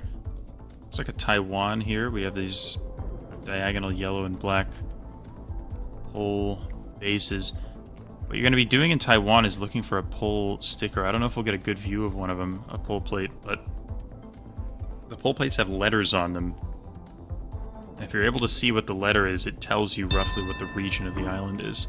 I don't know if Stefan found anything. I think he just might have made a region guess. MK just going pretty central. Just in between them. Yeah, the pole plates were there, but they were a little hard to see, I think, for both players. Yeah. Both making very solid guesses nonetheless. To go to round 5. Okay. Let's see, okay, so it's Belgium, I guess, with... Yeah, no yellow plates. You'd think possibly Netherlands on something like this. Right. But... seems Belgium. It says Tonga something on MK's sign. I don't know if that's a town name or not. Neither of them seems to have much, but Stefan is just moving a lot faster. MK is kind of just taking his time. Stefan's just kind of making a beeline, trying to find anything that he can. I think Tongeren, I want to say that's the town, but I don't know what it is, so looks like neither player does either. Both just going to make some region guesses. Pretty close to each other. MK tiny bit closer, but really not much. We're going to move on to round 6. Yeah, so the town was there on the map, probably findable if they had scanned a little bit longer, but just ends up being far east. But MK holding the lead. Crane is going to be interesting. Wouldn't shock me if MK just guesses this no move, but... Yeah, we'll see what he ends up doing. He seems like he is moving a little bit here, but Stefan has been a little more confident in the move, going quick in one particular direction. I think they're going opposite directions, but I'm not sure either of them is going to find much. Pretty specific guess in the west from Stefan. I'm not sure what he knows. I mean, Ukraine's a really tough country. I don't know too much about how to region guess it, so we'll see. But wow, nice guess. Really great guess there from Stefan. Very impressive stuff. Gives him the lead now. Again, I wish I knew what gave away the sort of West Ukraine vibe there, but MK just went for the center. This looks like Pacific Northwest, US, I would imagine. We have wide-ish road lines, so probably... Oh, it's going to be Oregon, for sure. Willamette Valley makes sense with the sort of green hills that we have around us. But MK... Oh, wait, there was a road number. Where is it? Stefan had a road number. Now he can't find it. It's gone. It's gone. He wants it. But he's going to know it's Oregon. Oh, he's going east, though. Oh, wow. I think I would prefer a valley guess, personally. I agree Right, there's the road number. US 199. He sees it now. Can he find it? He's got to look Gosh. more west. I want to say it's more west. I'm not positive, but... Did he just find it? Oh. Oh, Wait, does MK have did it too. I didn't realize MK had the road sign, but maybe he did. Yeah, they both have it. MK is almost directly on top of it, though. But both really great guesses. 3 rounds to go. Not much left here. Both players above half health. And it's urban Chile. This coverage is maybe distinct with how overcast it is, but I certainly wouldn't know what city we're actually in here. Maybe something Santiago or maybe a bit south of it would be my guess, but hard to say. Both players are just going to move around and look for a city name or any kind of information here, but who knows whether they'll get it. They're kind of just stuck on these residential roads at the moment. Yeah, really not much and really foggy, which is going to make a region guess sort of hard. Not a lot of like mountains to line up or anything like that.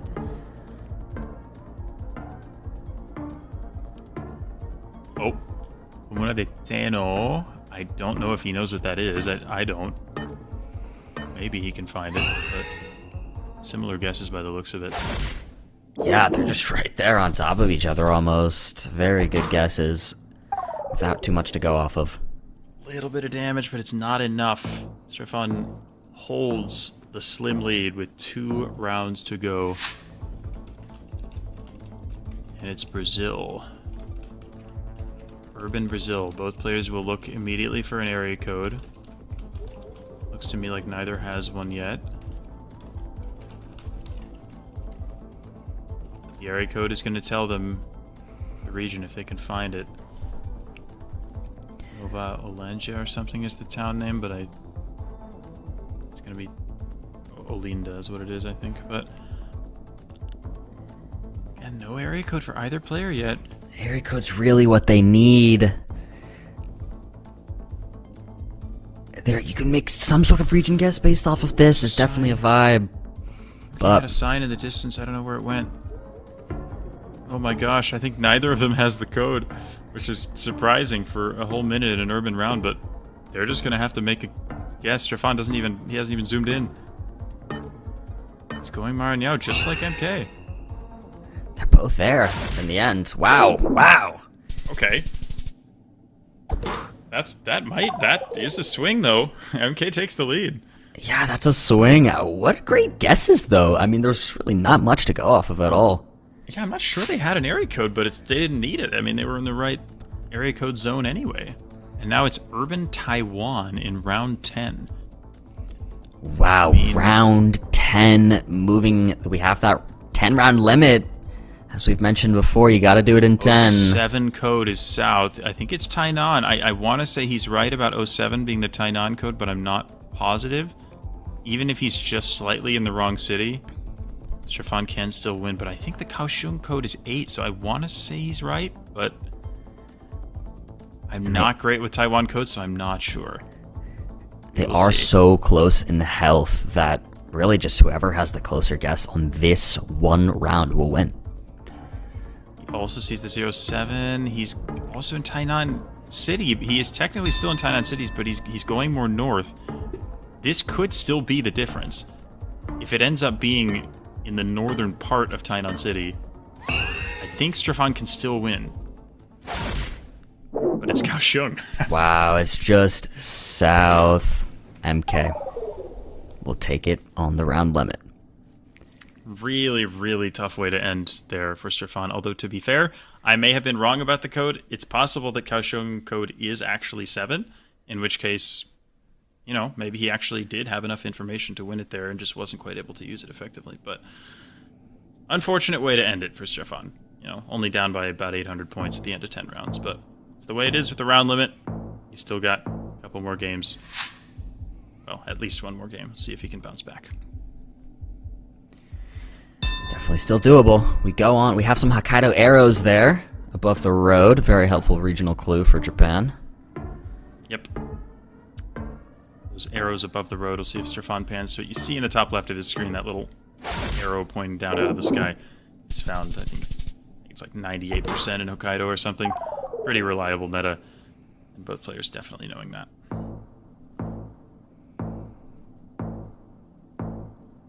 We saw the quick guess from MK there. I mean, he was honestly taking his time more than I expected him to in the moving game, but I think in these in the no move, and if we get to the NPZ, we're going to see him guessing. I think we're going to see. I agree. I think we're going to see the turnaround here. Back to the quick guesses. There's a quick one. MKN near Surabaya.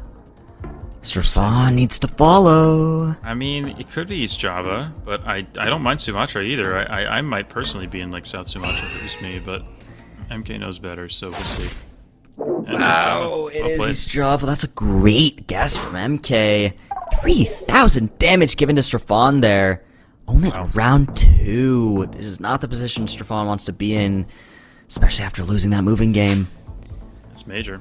Yeah, the building that we saw, I thought maybe that made it a little bit less likely to be East Java, but yeah, MK had the vibe and he nailed it. We have something ballet conservatory. I don't know what the first word is though. MK confidently going Indianapolis. I don't know if he saw it. He's also going Indiana. So in Indiana. Oh my gosh. Wow. I wonder what they saw there that drew them to Indiana. Wow. Yes, car plates. Maybe they saw Indiana plates and they saw the lack of front plates in combination with the sort of northern feel, so they thought maybe Indiana, but I'm not sure, honestly. Still really impressive to both get the state on a round like that. Strafan's already on the ropes here. Yeah, round 4, MK is back to those quick guesses, those guesses we know him for, putting on the pressure. Some players do not like to play against it. Strafan might be in that situation right now, yet to make a guess with only 2 seconds left. He gets it in Thailand. We'll see who's closer. MK just a little closer again. 2.5 times damage. And that's a hit. Strafan is he's a phenomenal no move and NPZ player, but again, he takes his time, and that's what he likes to do. When MK plays like this, it really does throw a lot of players off because they're not able to really think through the rounds like they'd normally be able to do. So it's a good strategy for MK. When he has a good idea, he just sends fast, and it really does mess with the other players sometimes. This time Strafan opting to actually get a guess in first, possibly. No MK to follow. Both have guesses in. Strafan locks his guess in. MK taking the time. Mountains in the distance, so it makes sense. This might be the Alps. The bollard is weird. I don't know if I've ever seen that, but yeah. That is a weird bollard. That keeps Strafan alive. Takes some health from MK's health bar there. That's what he wants. You are still in this, Strafan. It's not impossible. The multis have racked up. We're on 3.5 times damage. Round 6. No move. What is this? Wait. What is this car? Is this an Australia, like, national park car or something? I do like that. It might be one of the Australia cars. I don't know this. Players might. Australia has a lot of sort of random weird cars. This is not one that I recognize personally. So we'll see what the players do. MK is going Australia, but he doesn't look very confident. You see on the face cam. Yeah. Looks a bit confused. Strafan clicking Northern Territory and then Queensland. He's not sure either. This could decide the game either way. I mean, MK's ahead. This is not really what he wants to see, a massive country on high multipliers, but this could be very consequential here. Stefan thinking about Queensland. He switches to Queensland. These MK's are pretty. still in Western Australia. Yeah, these are big differences in guesses. Oh, he's We'll back see to where it Northern ends Territory, up. though. Oh, he did move last second. And it is MK West. is closer. That's going to win him the game and the overall matchup. Wow. I mean, just a bit of a crazy kind of random last round there with the strange Australian national park coverage, but MK just got a little bit better vibe. He was a little bit closer, and that was enough for him. But MK just keeps on rolling. I mean, we see his strategy so different from the strategies of the other top players like Radu and Blinky and Finbar, etc. But he uses it to such great effect. I mean, there's a reason he was the runner-up, made it to the NMPZ in the World Cup final. He knows what he's doing, knows what he's best at, and he does a really, really impressive job with it.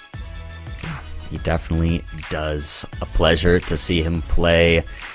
Nice to see him put a little pressure on in that no-moving game finally there. What he's known for was nice to see. But, guys, not our only match we get to see in this little slot of games. We're going to see another one. It's going to be Flyme. It's going to be Fau. Should be exciting. Both these players, I think, lower than they want to be right now on our world rankings. So, every match they play, very important. Let's take a look at their exact stats, how they pair up against each other. Flyme with a 25% win rate, much lower than you want if you want to secure your slot in the World Cup. Still possible to make it to that America's regional major. We will see what he can do, how many points he can get throughout these 20 weeks. But right now, not standing in a great place. Definitely a tough start for Flyme. Fau, also a tough start, especially given he was a semi-finalist in 2023 and 2024 at the World Cup. He will definitely tell you that he wishes he was playing better as well. But still, lots of time, lots of weeks left for these players to get back on track. And you're right, even if they don't qualify for the World Cup directly, if you finish top 60% in your region, which would be top 6 out of the 10 Americas players for both of these guys, then you will at least make it to the regional major and still have a chance to qualify for the World Cup. Fau still in a position to do that. Flyme low there on the list, 39th right now. So really needs some points, really needs a bit of a comeback. Really important match we're about to see for both these players. Very important for both. We saw them face off against each other actually at the Americas regionals last year.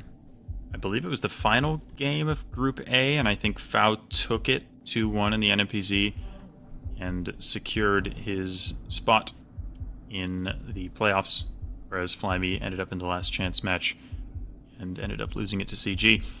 So he did not quite qualify for the World Cup, which Fau was, of course, at in 2024. But here we go. They're in. They're off to the races. They're in Canada.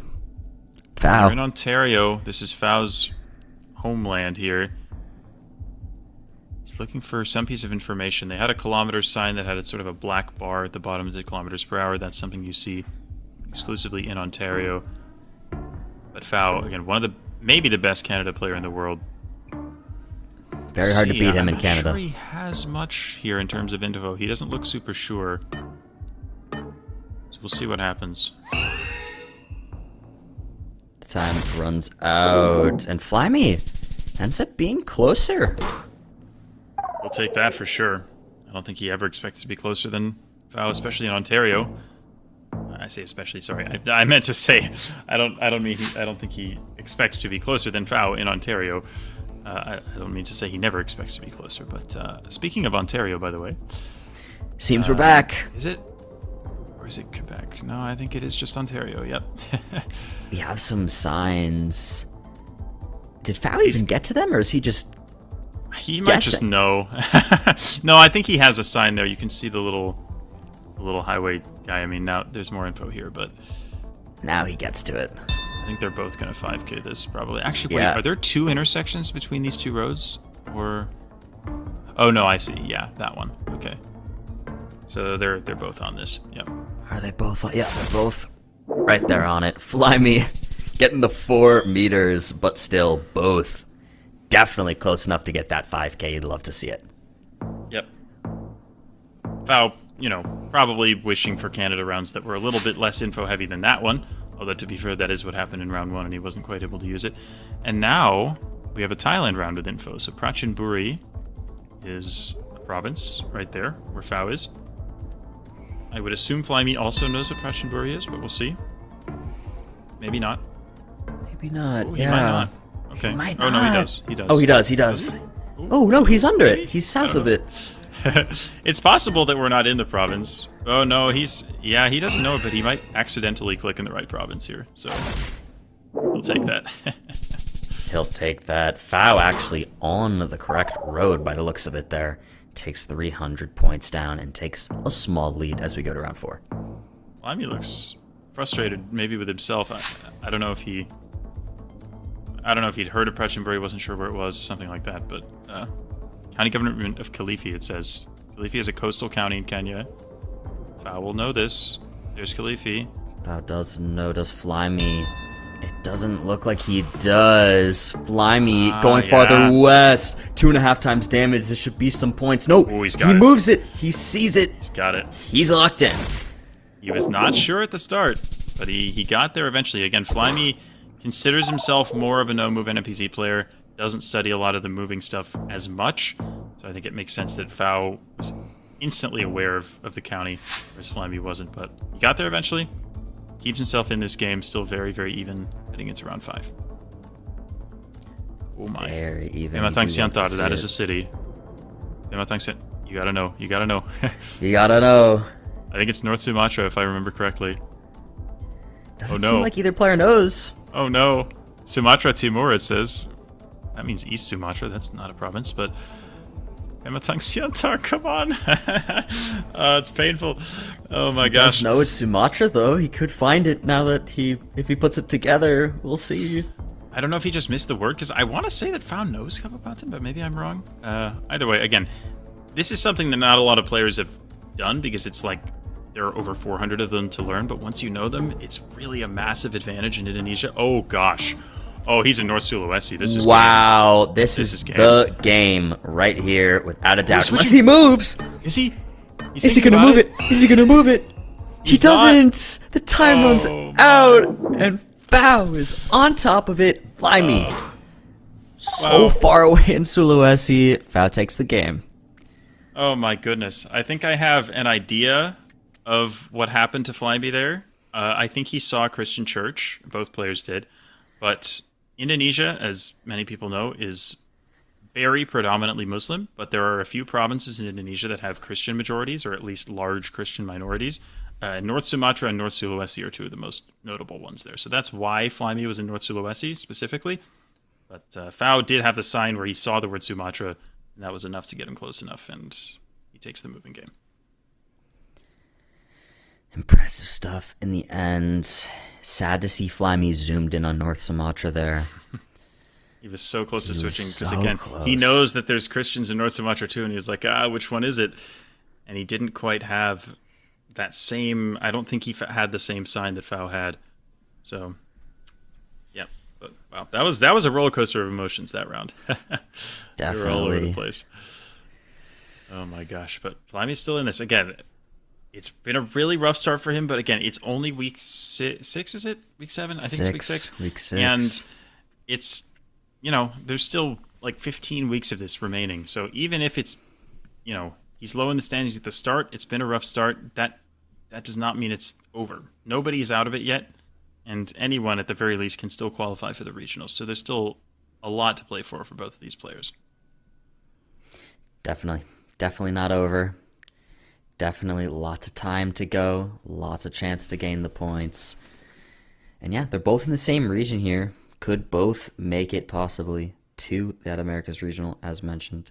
It's going to be a regional major. We're doing it a little differently this year than last year. We're going to have a little 2-month period with all of our majors for the regions. Should be really exciting. Hopefully, these players can make it there. We'll see. We will see. Are we having technical difficulties here? We're having a little bit of a pause, but they'll get it. They'll get in when they can. And we'll move on to no moving. Fly me.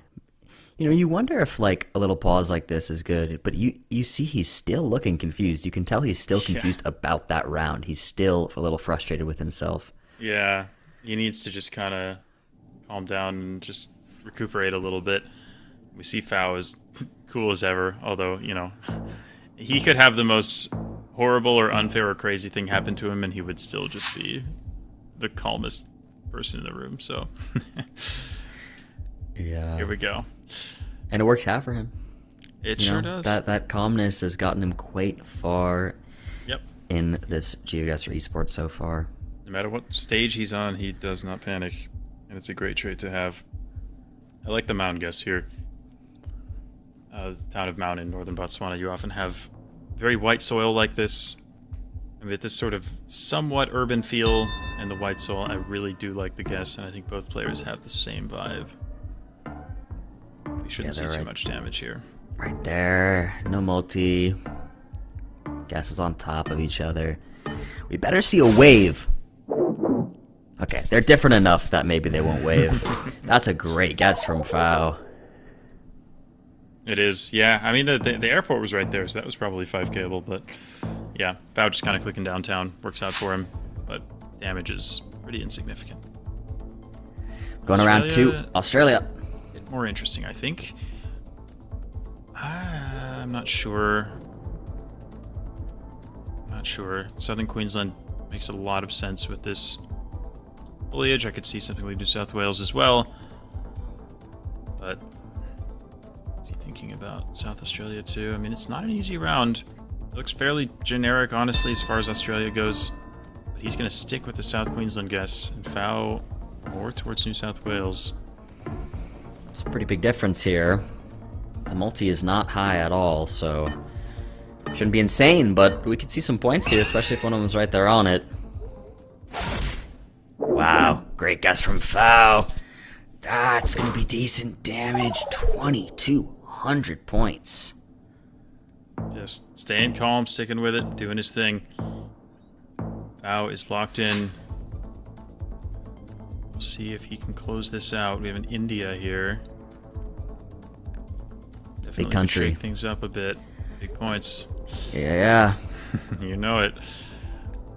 Interesting. We see a lot of red brick architecture here, at least to the west, which Uttar Pradesh notably has a lot of red brick.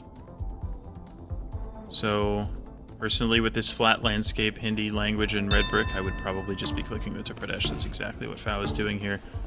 Flying just a little more south. Yeah, just kind of clicked middle. I don't even think he's making a very particular region guess. Now he's moving it a bit. I could see Madhya Pradesh, to be fair. It's also possible. It's Bihar. Fair enough. Okay. 10. 10. 10. Just a quick little 10, and we go to round 4. Loving the Toronto Blue Jays hat from Fao. You a fan? Not of the Blue Jays specifically, but I'm a baseball fan, so I respect it. Okay. I like the colors too. I don't know. That's not their usual logo, but something about that hat is pretty cool looking. It is. Anyway, Maybe it's giving him the power to make this guess here. Southern Russia. Yep. Fao yet to open the map. Look how confused he looks. Yeah. It's just. I mean, I like Fao's guess in Southern Russia. It's just the thing is that a lot of the coverage where they're clicking is Gen 3, not Gen 4. So that's, I think, maybe why Flyme is confused. I would guess it's maybe a bit south of where he is. Yep, exactly where Fao is. Yep. Wow. Fao. What in the world? So it ends up being northern Dagestan. Wow. I mean, it does make sense. I mean, it's kind of a deserty landscape. And again, the coverage where Flyme clicked, Astrakhan, Kalmykia kind of area, you don't really have that Gen 4. So I think Fao was just like, okay, this looks like southern Russia, but with this coverage, it's got to be this area. And beautifully done, getting the exact road. This is the Fao we've been missing a bit so far in the World League. I mean, 2-time semi-finalist, and he's much lower on the leaderboard than you'd expect, but he's got the skill. He's showing it here. There's a sign here. It's so... You can only kind of see the side of it. I don't think either of them was able to get anything out of it. Again, Kenya can be tough, like we saw before in the Blinky Finbar game. There was a round where both of them went kind of southeast and it ended up being north. Now considering switching to Turkana, I don't blame him. It's definitely possible. It's just hard to know, but we could see this decide the game. He does just leave his guess there. Flyme is closer, though. Flyme is closer. 3 times damage, definitely some points. But Fau still holds a pretty decent lead here. Yeah, north it was. Again, Fau just like Blinky and Finbar going south and east of Nairobi rather than north. But it can be so tough to tell. This is Latvia. I wonder if both of them are going to be able to identify that from the sign. Fau does. Considering where to guess. Roads like this are very, very common here in Latvia. These just wide dirt roads. Yep. Yeah, this sort of slightly, I want to say, almost reddish dirt. Maybe slightly more reddish than the dirt that you get most commonly in Estonia and Lithuania. Can be a good hint for Latvia, but the sign specifically, the font of the sign and the style of it, and also the language is pretty distinctly Latvian. The region guesses are a bit different, though. Yeah, Flyme ends up being closer there. He's staying alive here. He's dealing some more damage, and he's taking us to our round 7. Racking up the multis to maybe make a bit of a comeback. We'll see. Flyme knows he has to win to take it to NMPZ. It's do or die here. Japan, and we just have a little tiny forest road. This could be major. I'm going to make my prediction that this will be the decider. There's nothing to go off of. Japan is a big country. 4 times multiplier. I think this will do it. Yeah, it wouldn't shock me if it does, although guesses they are do, yeah. decently similar right now. I mean, the vegetation looks maybe a little more kind of tropical-ish, kind of southern. So that's why Fau's going a little southwest of the center, but Flyme's a little more southwest than Fau. I don't know if it's enough to decide the game, though. We'll see. Nice. Yeah, honestly, they're pretty close. Wow. It's Sado Island. What? Wow. I lied. Oh my goodness. Jake, that was not the decider. It was only 16. It's okay. Sometimes the predictions don't quite pan out. But, Yep. Is this Japan going to be the This decider? is the decider, Jake. Jake, as I was just saying, Japan, the deciding round. Surely this time we get more than 16 damage, right? Yeah. We'll see. This one looks even harder. Flyme. North of Tokyo. Fau. South of Tokyo. Just clicking Nagano. That's probably what I would be doing. That might do it. It's close. My 4.5 times damage is gonna win Fau, the no-move game, and the entire matchup. Yep. Fau just the ultimate hedge there, going right in the middle of Japan. Flyme took a little bit of a risk trying to go more north, maybe trying to get a few points back, knowing that there were only a few rounds left. But yeah, Fau with the immortal middle hedge, he takes the game, he takes the match, and a big 2-0, which is major for him in the standings.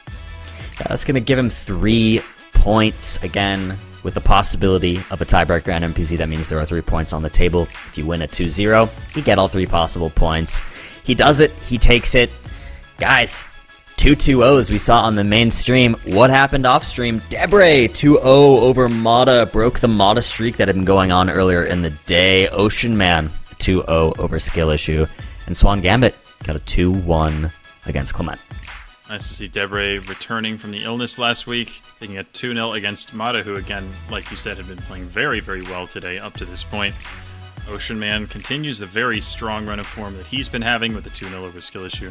And then Swan Gambit, again, bottom of the table, but that's only because he's played very few matches, but Swan Gambit still has been playing pretty well, and he takes a 2-1 over Clement, who I think won his first match 2-0 today. So this has been, yeah, I mean, that's a great win for Swan Gambit. So again, we still see him at the bottom, but 4 points in 6 matches. It's not great, but it's not as bad as it looks. Yeah. Fau has now moved up to 15th, which is, I think, definitely worth noting, taking a look at. And the Ocean Man jump up there to 11th. Impressive stuff. Some big moves today. Yep. Been nice to see. Debre, yeah, again, coming back from being sick. Really nice to see him move up the leaderboard there as well. Great stuff. Great stuff. But guys, we have one more little break and then our final set of matches. When we come back, it's Orlando versus Harrier. I'm really excited for this one. I think this is going to be a banger of a matchup. Harrier's been coming back on a bit of a tear, and Orlando, one of the best players we've got, our only signed esports player, Imperial Orlando. Gonna be a banger. We'll see you then. Stay tuned.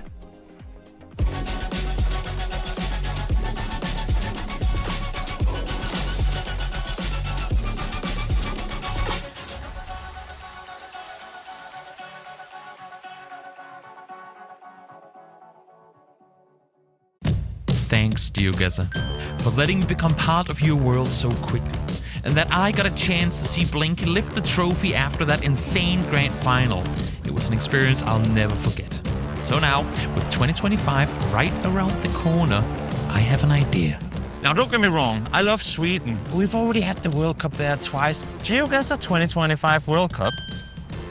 Denmark. So to all you GeoGuessr fans out there, let me show you what Copenhagen has to offer. Fancy architecture. Easy to recognize signs. We have historic buildings. Red roads. A royal family. World-class dining. They're super cool theme parks. Come. We got the best beer in the world. Presumably. So, when you're done exploring the city, when you've tasted all the varieties of smørrebrød and you've found out the true meaning of hygge, we'll meet here. Where Winston Churchill laid the foundation of what would become the European Union. Long live the cause of freedom. Where big-time artists like Rolling Stones, Louis Armstrong and the Beatles have performed. Ladies and gentlemen, boys and girls, I welcome you to Copenhagen and the KB Hall, the venue of the 2025 GeoGuessr World Cup Finals. Oh, and there will be a bar.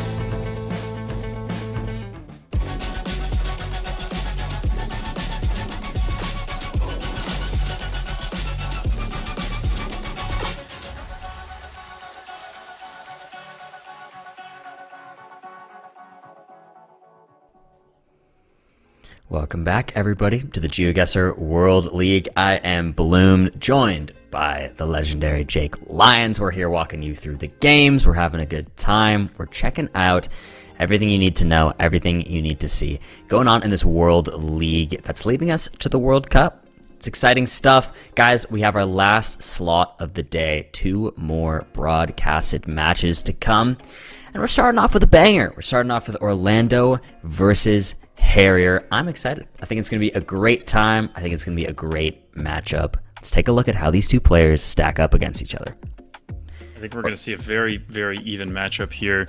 We've got Orlando with a 50% win rate so far, so just kind of winning as many as he's losing. But, you know, it's been a little bit slower for him recently. I think Harrier's been picking up the pace. Orlando's been slowing down a little bit, so he'll be looking to get back on track.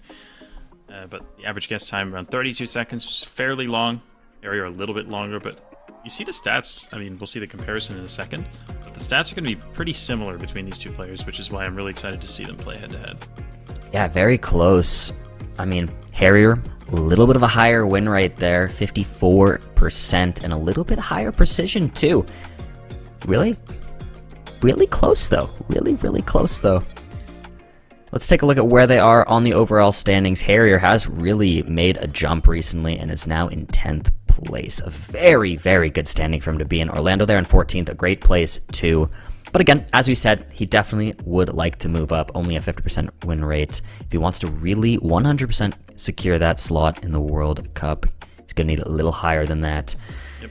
Let's get these players into the game. It's going to be Orlando Harrier moving round 1.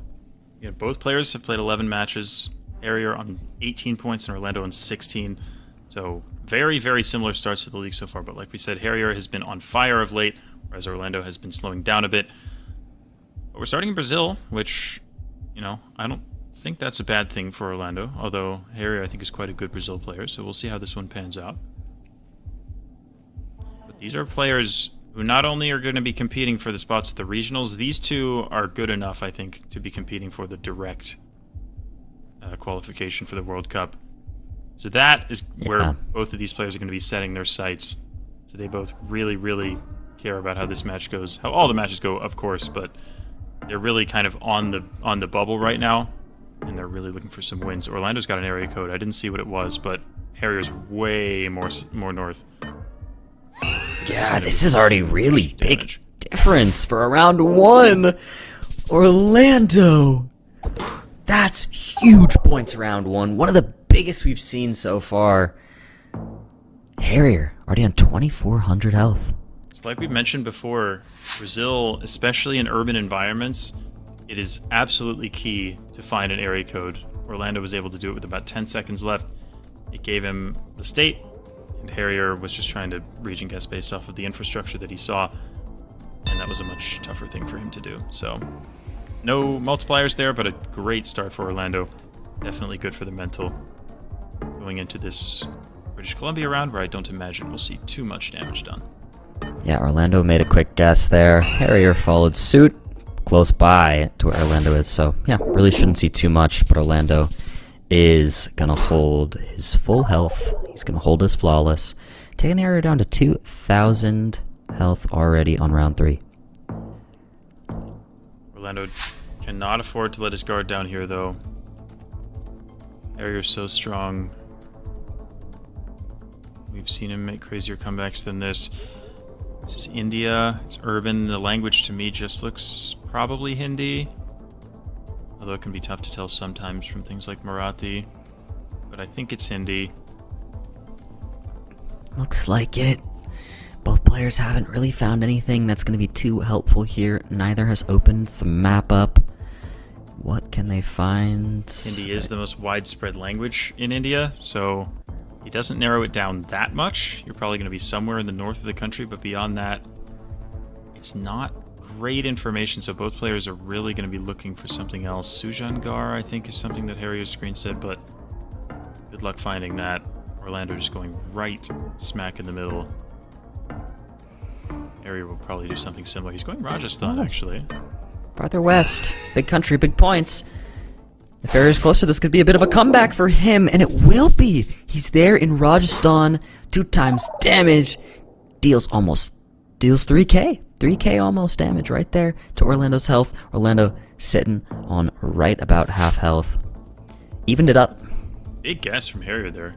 I don't know if it was just it might have just been vibes based off of the architecture or something, because I don't think he had a city name or anything like that, or even anything that said Rajasthan. So honestly, really, really impressive guess from Harrier, because urban India can be very, very tough to region guess. Yeah, round 4 now. Orlando makes a quick guess in Bulgaria. Basically vibing a region guess, not wanting to give Harrier time to find anything. And they're both right there with each other. Really nice guesses from both there. Very impressive. Very, very impressive. Orlando holds the lead. Even after Harrier made a bit of a comeback, he's still on top. He stays on top after round 4. Will he after round 5?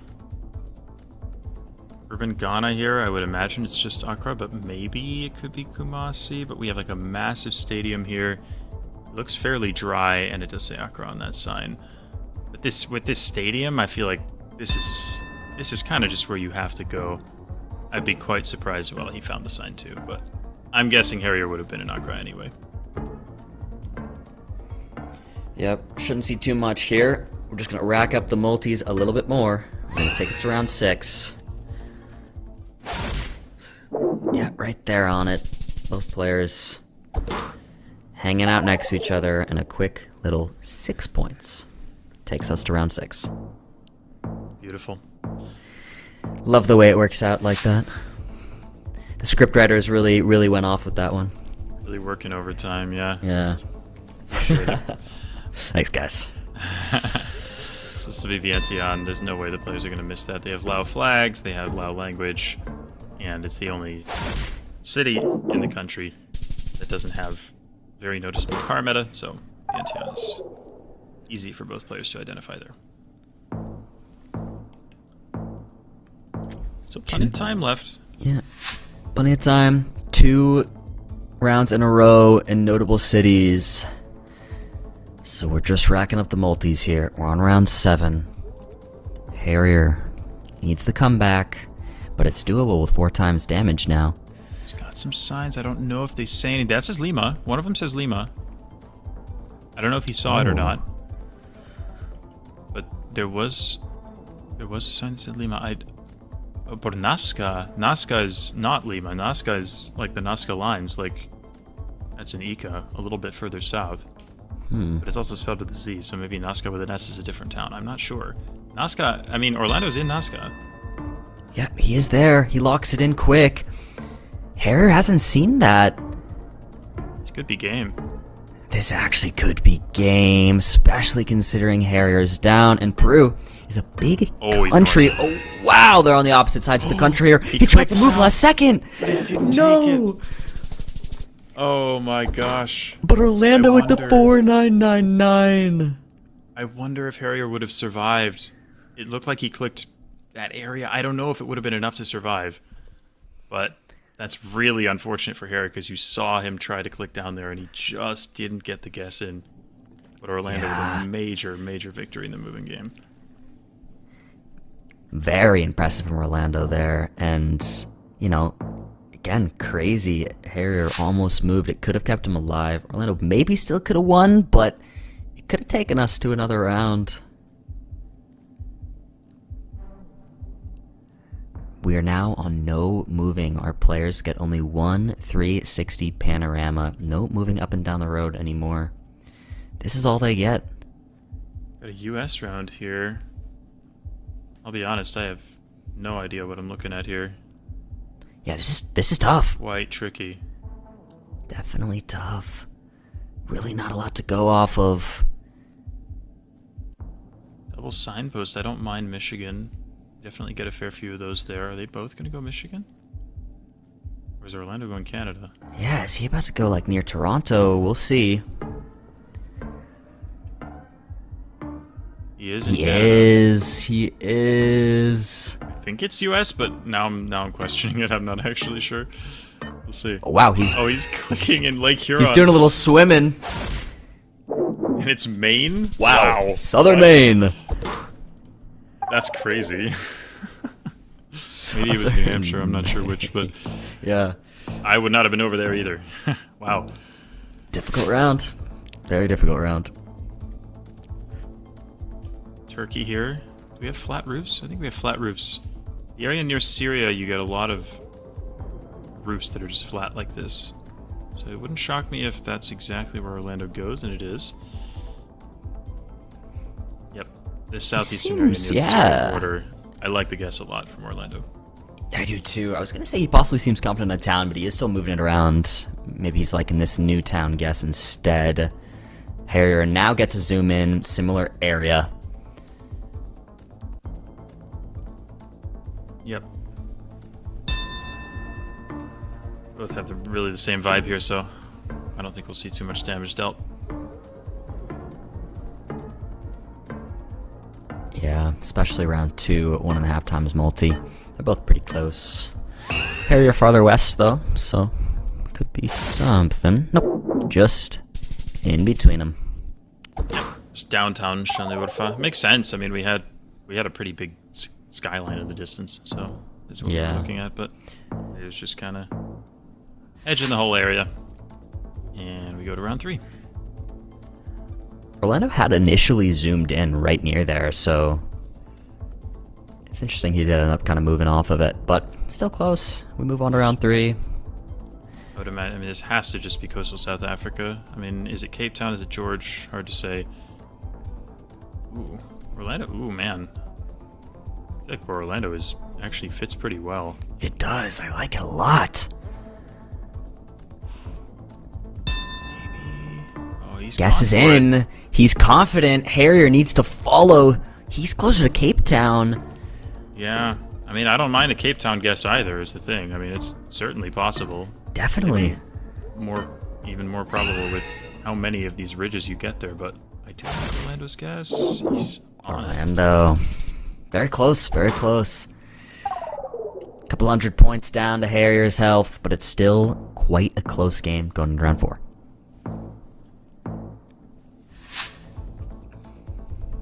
Harrier definitely feeling the pressure. This is Norway, I think, with these long dashed outer lines. Probably southern or eastern Norway. Near Oslo, I like a lot. I like it too. Definitely makes a lot of sense. Big long dashes, very common in Norway.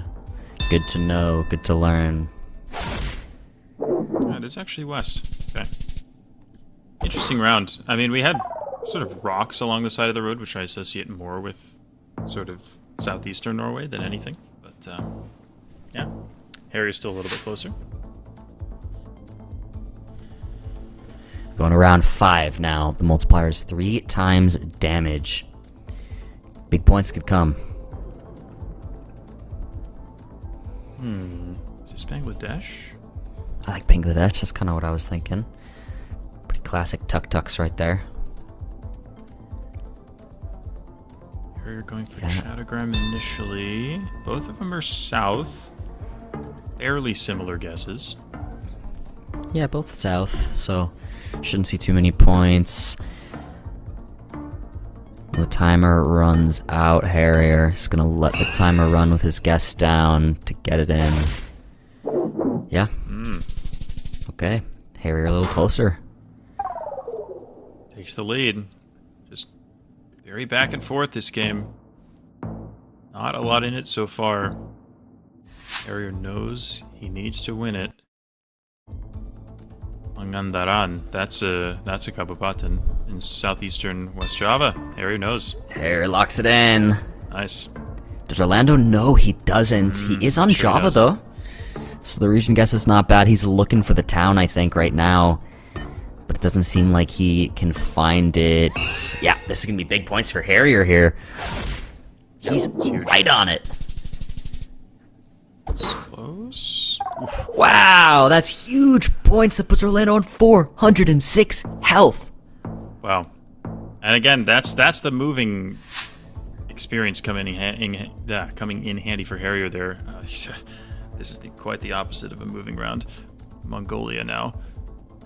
Again, in Indonesia, if you take the time to learn those 400 plus regencies, it really is a strength. In a no move, you don't usually see them, but in that case they did, and Harrier did a beautiful job. This could be game, though. I mean, Yeah, it could Orlando be. needs to be closer to survive, and he just clicked Ulaanbaatar. Wow. That might be game. That's going to be the game for Harrier. 4 times damage gets him the win, and we move on to NMPZ. Wow. Harrier's just been so strong. Yeah, bit of a mistake in the moving game, but he comes back and really a dominant performance in the no move. I don't think he was even below 5,000 health there. So it's really amazing to see what Harrier's been doing and what he continues to do in these matches. It was a pretty close match. Harrier definitely was holding a lead, but both players were playing really solid right up until that Indonesia. Harrier takes the big lead, takes us to Mongolia, wins the game, and we go to NMPZ. Wow. We'll see what the players can do here. Difficult round. Not too much to go off of, but both players seem to be right there in a similar spot. Seems like we're on a coastal mountain, so... Yeah, I think we can maybe see it's hard for us to see, but I assume that is water down there. Yeah, I wondered it from this view, but having it on the full big screen there, I guess I can make it out for sure that it's water. Harrier is closer, but neither that close. We'll just see. I mean, Harrier, he really has been so impressive recently. It's just I feel like for any player playing it feels like it's hard to get any damage off of him. This is a strange round, by the way. I don't know what this pavement is. Yeah, this is wild. What are we looking at? We're seeing 2 different continents here. Is the sun north? Is that why Harrier went South Africa here? He did it so confidently, too. Wow. Wow. It must be said that did not look much like South Africa at all. No, So, not at all. what a guess.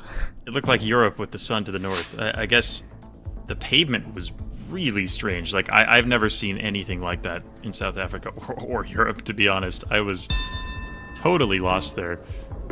Yeah. Orlando now hanging by a thread. Only 800 points with Harrier on full health, and we're only on round 3. If that round had happened on round 3 instead of 2 with the multi, that would have been game. Yeah. But we still with a survive. chance, though. Could we see a crazy comeback? I wonder. It is possible. He's basically just going to need to get slightly closer guesses every round until the multis are big and get a big hit. That's the only way to do it. Definitely not impossible. Can't count him out yet. But it's going to be hard to do. Orlando going Indonesia. I thought it could be Thailand. Yeah. My first thought here was Thailand. I can't rule out Indonesia, but it kind of just looks a little more Thai to me, personally. I might agree with that, actually. Might be game either way. We'll see. Wow. Oh my God. It is It's Thai. still game. But it's still the game, even though both pretty far apart. Definitely not what Orlando wanted to see there in that game, but an impressive matchup from Harrier. Wow. Again, I mean, we said Harrier's had the momentum recently. He looks happy. He's been playing so well, and he's finally, I think he got a little bit unlucky first few weeks, honestly, with the results that he got, given the way he played. And now he's just locked in and he's beaten everyone, and it's really cool to see from him. It's amazing to see. I'm happy to see it. And we were mentioning it that first week. He was really not doing well, but we believed in him. He believed in himself, and he's made a really impressive comeback. What a match. What a match. Really great. But guys, again, not our only match. We get one more for the day. It's going to be a good time. It's going to be RC versus Malfunction up next. Any thoughts on that match coming up, Jake? I love it. Again, Malfunction, I think, has been unlucky not to take a single game this day so far. But to be fair, has played some really strong opponents. But again, Malfunction, one of the best moving players in the world. And I'm really excited to see what she does against RC. Both of these, again, super strong players all across the board. But Malfunction has definitely had a rougher start than she would hope. to this league, so definitely looking to rebound. Of course, Radu is not an easy person to rebound against, but again, I think that we should see some really high-quality gameplay, and I'm excited for this one. Yeah, that 82% win rate, so impressive from RC, and the precision too. And again, just like looking at that win rate from Malfunction, I don't think it's super indicative of her skill set, how skilled she actually is. So a comeback could definitely happen, but this is such a tough opponent to go up against. Both Finn and Malfunction had days today where they played the top 2 in the world ranking. That's a scary day, but maybe you want to get it over with in one day. Who knows? But we'll see how it ends up going. RC again, 2nd place. Malfunction right now in 36. Not where she wants to be, but definitely doable to come back, guys. We're only on week 6 of 20 weeks of games, so it's possible. Nobody's out until it's over. Let's take a look at Malfunction versus RC. Starting in, Ireland here, or the UK? Can't tell. Looks like the UK, according to RC. Oh, he's found... Oh, Warwickshire. Oh, he has a county. Yep. So Warwickshire is where he's clicked. Malfunction is actually very close as well. Maybe a little too far north, but there won't be too much damage done here. Yeah, shouldn't be too much. Both pretty close. We're just gonna go next. Again, both of these players are phenomenal at moving. It would be nice, I think, to see Malfunction win a moving game. She's been, again, pretty unlucky, I think, so far today. Of course, Radu, an amazing moving player, but Malfunction has it in her for sure. Yeah. So that'd be great to see. The players are off on round 2. Not too much info so far. Dalmatia, but Malfunction's got a sign. I don't see it, but I assume it has some good stuff on it. Maybe. I don't know.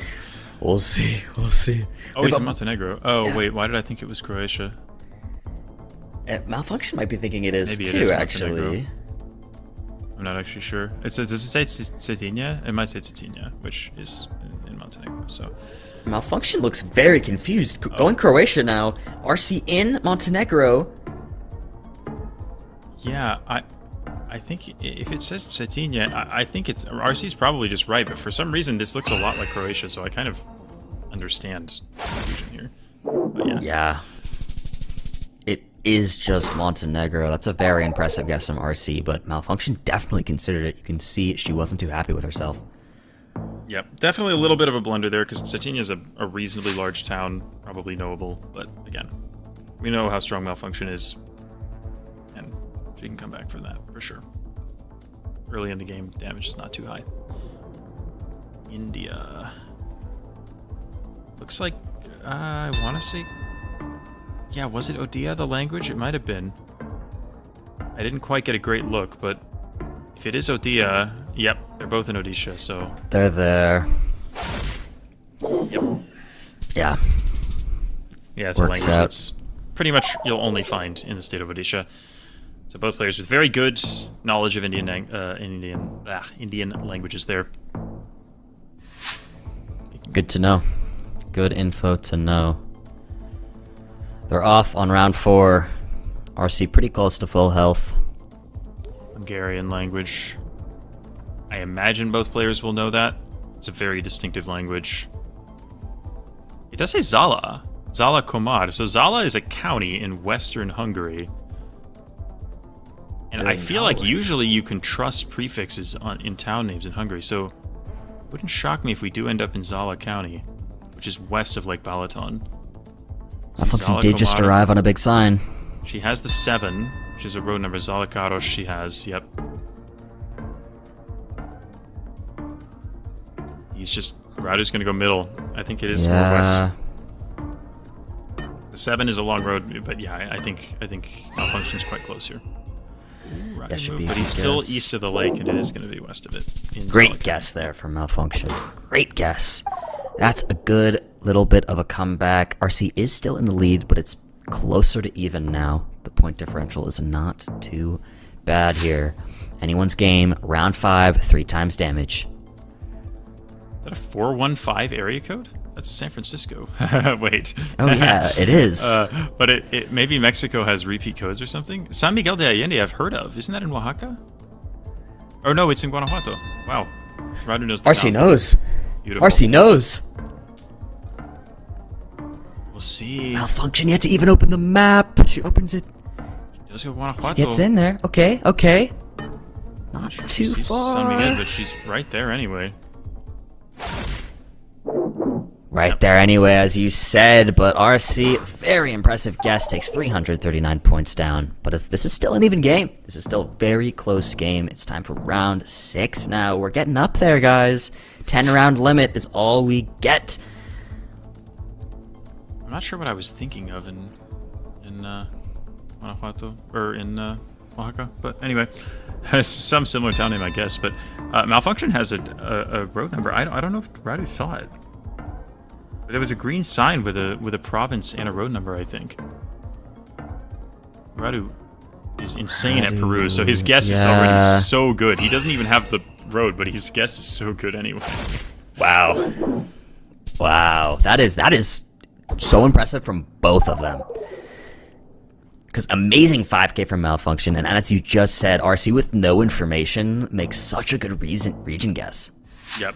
There was a highway sign I don't think Radu saw, but again, like I said earlier, the ability to 5K is overlooked in this format, but Malfunction is one of the best at narrowing down and 5King super fast. And it's like we saw that. She found the town and immediately found the 5K. And that's just, it's such a cool skill.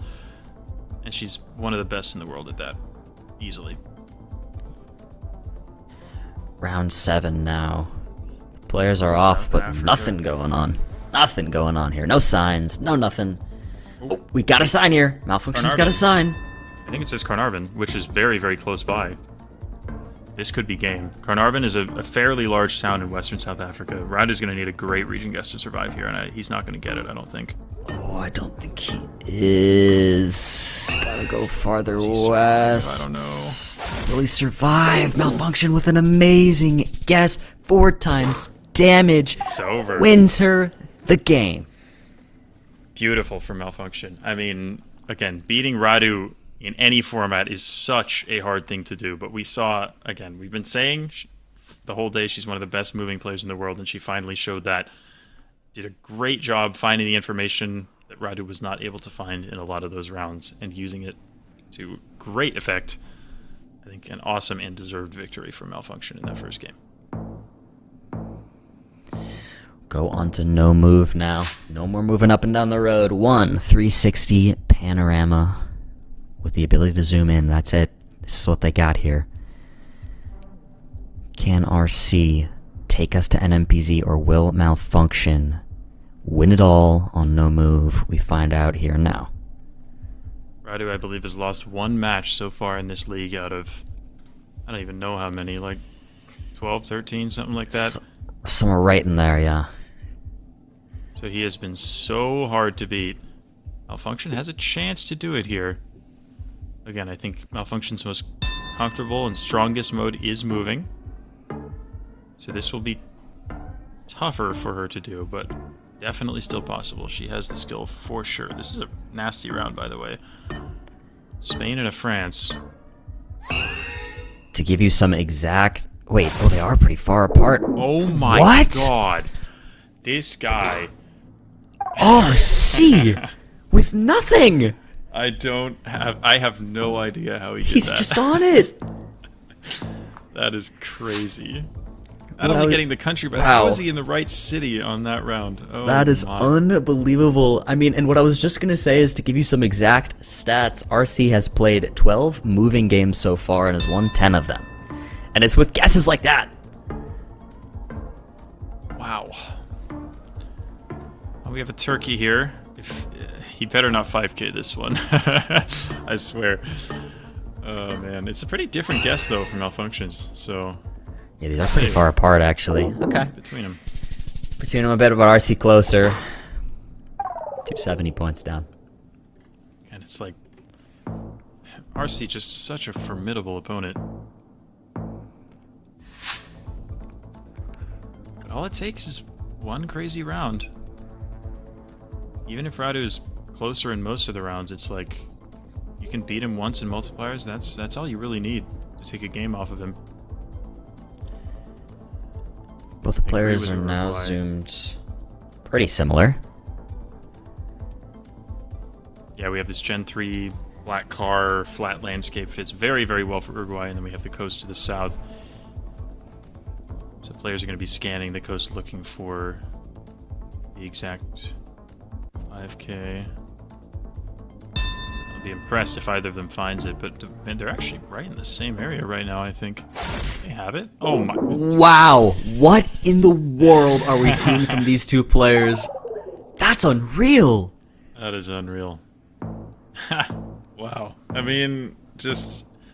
You gotta just sit back and enjoy it. It's like, wow, the level of these players is something else.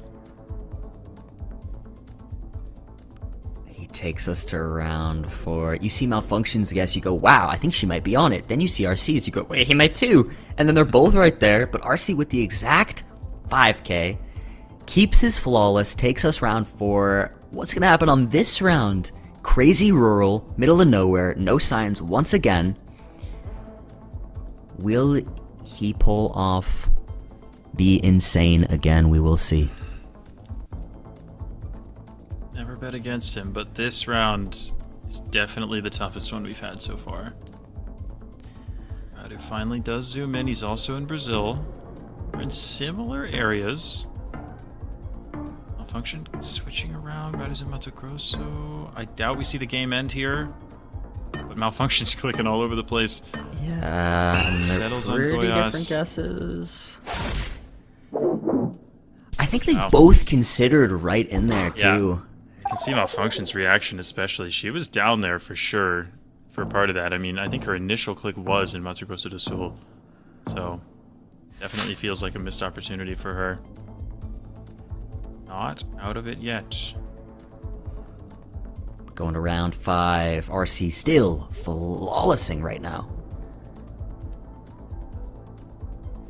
Cinema. Got that right. Cinema. I need some I mean, cinema. Latin America in the with a city in the distance, this just feels like the type of thing Radu's just gonna nail. Like, Yeah, yes. He's so good at this. He's so good at Latin America. He's so good at city skylines. He's so good at landscape. And it's Malfunction who gets it. Malfunction does it. 3 times damage. That's a hit to RC for sure. Great guess for Malfunction there. Giving Radu a taste of his own medicine there. I love to see that. That's what you expect from him, as you were just saying. And instead, Malfunction pulls off something nuts. Takes us to round 6. Breaks the RC flawless. 3.5 times damage. Could be anyone's game here. Indonesia here. We have tiled roofs, palm trees, asymmetrical poles. That would make me think possibly East Java, but hard to say.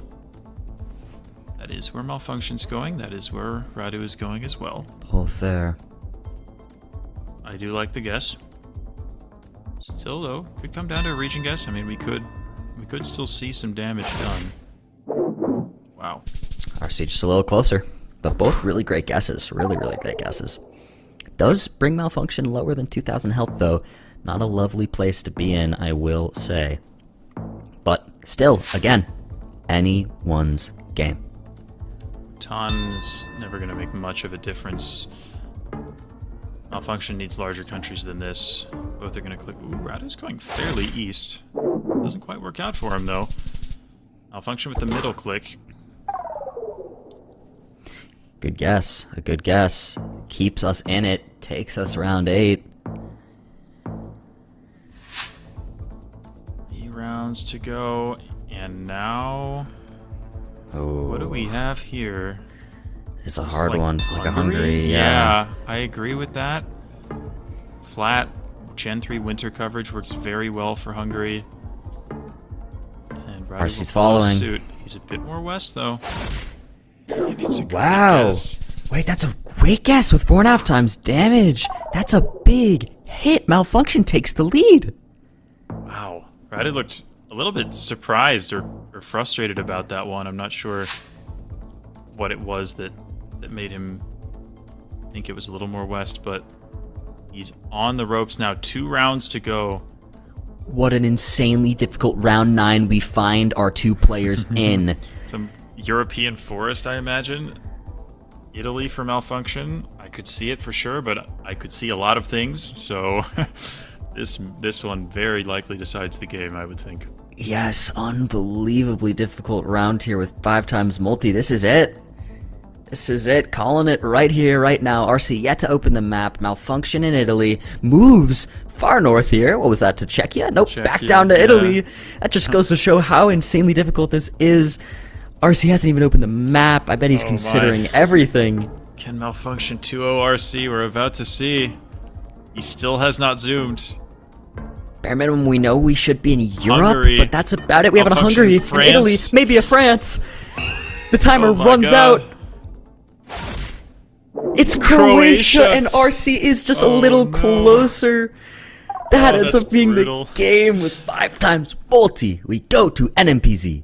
He just does not quit. He will not go down without a fight. Oh my goodness. Wow. What a crazy round. Wow, wow, wow, wow, wow. Both in the wrong country, but Malfunction just a little bit farther away. Radu keeps his composure and takes it to the NMPZ. Cinema. Cinema, I was just going to say. Both players, the IRL zoom, instant. Lean into the monitor. Poland And the for quick Malfunction. Poland. Not Wonder sure. where I mean, RC's it could gonna be, go. but it's pretty hard. But yeah, they're both going Poland. Wow, it's France. They got to wave. They got to wave. Guys, you got to wave at each other. Okay, a smile, They that's smiled. okay. They both but smiled. You got to wave. Come on. This is rule 1. This is rule 1. Oh boy. Russia? Flat, empty Russia? Yep, I agree with that road in Tuva. This road is kind of through the middle of nowhere, not a lot of vegetation. This kind of coverage, I think both players are on the right road here. It's a pretty long road though, so Yeah. we'll see. Wow. Okay, now you'll wave at each other, right? Come on. Come on. Drop a little 4. Click 4 on the keyboard, please. Click 4. Come on, guys. It's okay. They're hurting me. I'm hurt. I'm gonna cry after this cast, but it's okay. It's okay. We move on to round 3. 6? Yeah. I'll press Is that what 6 you're gonna actually. do to cry? Yeah. True. Oh man. Okay, this looks like the US, which not what Malfunction wants to see.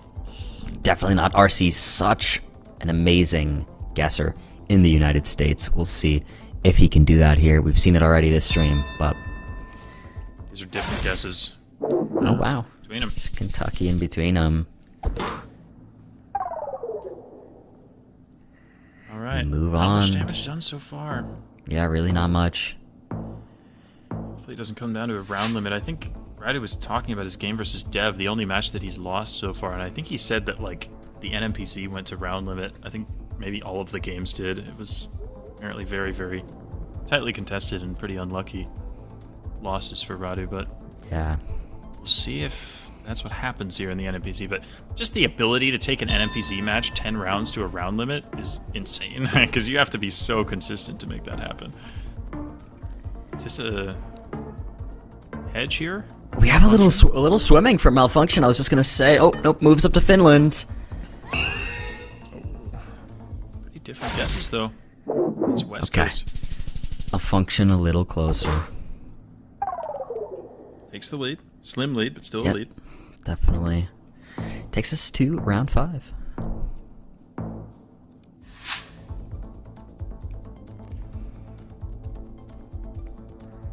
Instant France zoom. Yep, right there from RC2.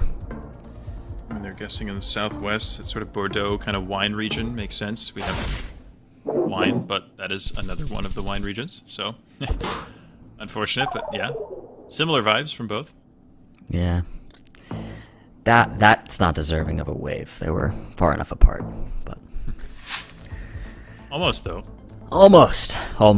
I would have maybe had to cry again, but we do take it to round 6. What do we have here? This is a hard round. Should I make another prediction? Should I make a little game-ending prediction right here? This round for it. ends it all. Right here, right now, we have a North Sweden from RC. Malfunction yet to open the map, covering her mouth. This is strange. It's like... It looks almost Swedish with the trees and the snow, but it's like the road. The really wide road feels really strange for Sweden to me. I agree. But, I mean, I agree. Doesn't mean it can't be. I can't think of anything else it can be at the moment. I mean, it could be some weird US or something, but I think I like Sweden. It's just an odd round. It is a very odd round. Malfunction has not guessed yet. Where will she go? Open the map, Malfunction. You've got 5 seconds. 5 seconds. What? Oh, The she went US? She's thinking about it. She's not going to. Where is she? She Like leaves it in Bulgaria? where? Like Turkey? Bulgaria? Wow, and RC's just on top of it. Oh my god. RC, like, the consistency is crazy. And wow. Unreal. Even with a minute to think about it, Malfunction unable to come up with a good guess there. And to be fair, it's like I didn't have much either. I didn't really know what was going on, but RC is just like he keeps the composure, he stays locked in, and he just wow. Every time it feels like every time he's able to pull it off. That's really the thing that makes him so scary. It's just that consistency. No matter what he's dealing with, he ends up making it work in the end. Somehow he loses the moving game and ends up winning on a crazy impressive guess there. That was such a hard round. Really what you were noting there about the road being so wide is not very indicative of Sweden. And he gets it, and not only does he get it, he's right on it. I mean, that's RC for you. So crazy. That was an amazing matchup. One of the best I think we've seen in the league so far, in my opinion. We got a lot of treats today, a lot of amazing matches. Absolutely. Really glad that we got to see Malfunction win a moving game in particular, especially after the tough losses against Harrier and Blinky. But she showed her quality in the moving game against Radu, and that was an awesome match. A couple other good matches here. Yeah. MK beating Ocean Man in the US Derby. Took it to the NMPZ. I'm guessing Ocean Man won the moving there, but MK outlasted him. Yeah, Debray with definitely. another 2-0. Yannick with a rough day. Loses 2-0 3 times. But Debray 4-0 on the day. Well, 2-0, but 4-0 in games. So awesome bounce back for Debray after the illness. And Gingy with his only match of the day, a 2-0 win over Skill Issue. Yeah, very nice to see. Lovely little 2-0 from Gingy. And yeah, again, Debray coming back. Had pneumonia, so had to take off some games last weekend. Brings it back. Gets the 2-0s. We'd love to see it. Now that all of our matches have played out, we can take a look at our overall standings. This is where we sit, guys. The end of week 6. Blinky first place. RC right there behind him. Only 1 point off. And MK has moved up to 3rd. I believe that is the first time he's been in 3rd so far here. And then Harrier 9th. Ocean Man 10th. Those are some big moves up for them. So some cool stuff. Anything you're noting here, Jake? Yeah, I mean, like you said, Harrier and Ocean Man really making moves. I think Ocean Man in particular has been just a pleasant surprise for me, a player who's playing a lot better than I expected him to, and it's really great to see him performing this well. Debray, again, 14 points on 8 matches. That is very, very solid. It doesn't look like his standing is that great right now, but he has not played a lot of matches, and he's also doing really, really well. And then Mata as well, worth noting, a really big bounce back for him. He's had a pretty tough start overall to the league, but today he played very, very well. Yeah, good stuff overall. And guys, you know what we get now? We actually get to talk to Radusi himself, Mr. RC. Here he is. How are you? I just want to, how are you? That was a matchup, man. How are you? Honestly, still a little tense after that one. So, yeah, it was a close one. For sure. Yeah, that was definitely a close one. I mean, we might as well just go straight into talking about that last round. That was a really difficult round. What made you think Sweden there, and then you were so close? Yeah, so to me, the trees reminded me of northern Norway or northern Sweden. And I'm pretty sure you could barely see the front of the car a little bit, which you can get in Sweden sometimes. And yeah, I just know there's a lot of snow coverage kind of in that northern part of Sweden. And I was in between a few towns. I looked at Kiruna as well. But Gallivare kind of seemed to line up. I don't think it was actually in the town I guessed actually, but yeah, I mean, it just looked kind of like that area. Great. Amazing. Yeah. That was a really nice guess. I don't mean to give you any PTSD, but I did want to ask very quickly about the NA against Finbar in that moving round. Did you just kind of not see the timer? Were you not really aware of it, or what happened? Yeah, I don't know. I think I was kind of like focused on, because you know how that round had like the trekker and the road coverage that like we kept switching from. I was like kind of like kept moving in between those, and it kind of got me like sidetracked a little bit. And I don't know, I wasn't really focused. I knew it was Spain, and you probably saw that I zoomed into like that part of the coast, but I just didn't realize how much time had elapsed because I was like barely moving. So yeah. I mean, it was on my fault. Like it was on me for that. But I just need to like remember to not do that. Yeah, I mean, it's impressive though. You were able to, take that in stride and come back and take the match anyway. And then amazing comeback as well against Malfunction. So yeah, just awesome games from you.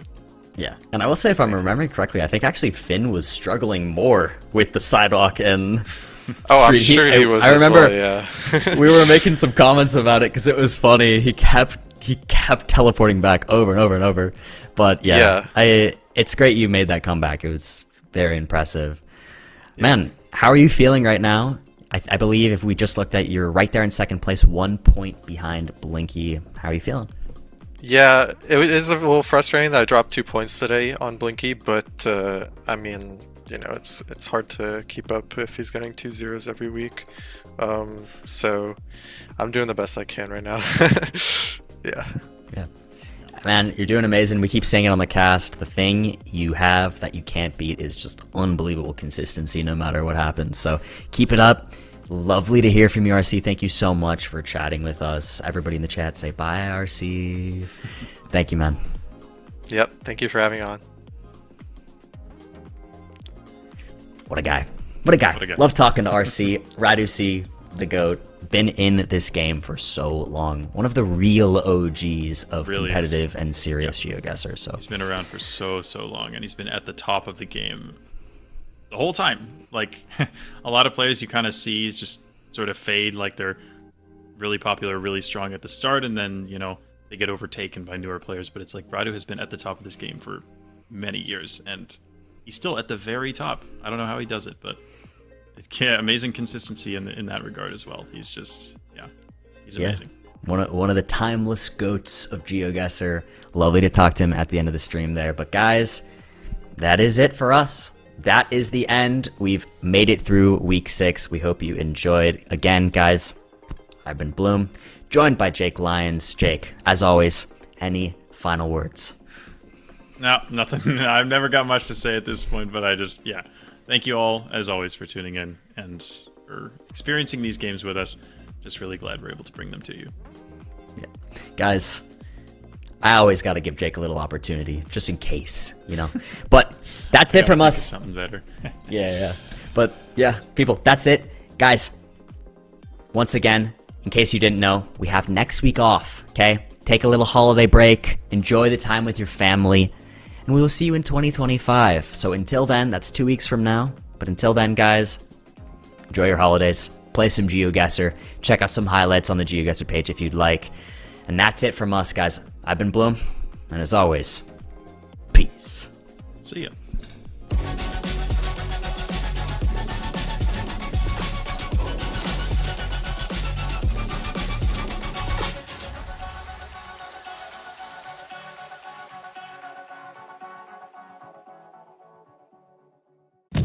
Thanks, GeoGuessr, for letting me become part of your world so quickly, and that I got a chance to see Blinky lift the trophy after that insane grand final.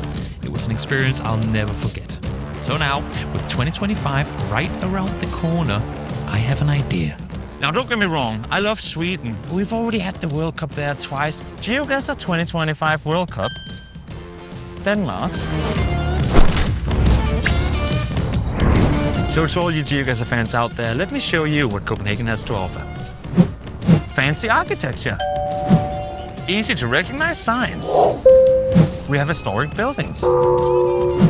Red roads. A royal family. World-class dining.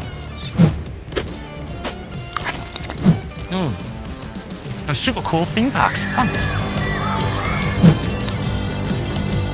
We got the best beer in the world. Presumably. So, when you're done exploring the city, when you've tasted all the varieties of smørrebrød and you've found out the true meaning of hygge, we'll meet here. Where Winston Churchill laid the foundation of what would become the European Union. Long live the cause of freedom. Where big-time artists like Rolling Stones, Louis Armstrong and the Beatles have performed.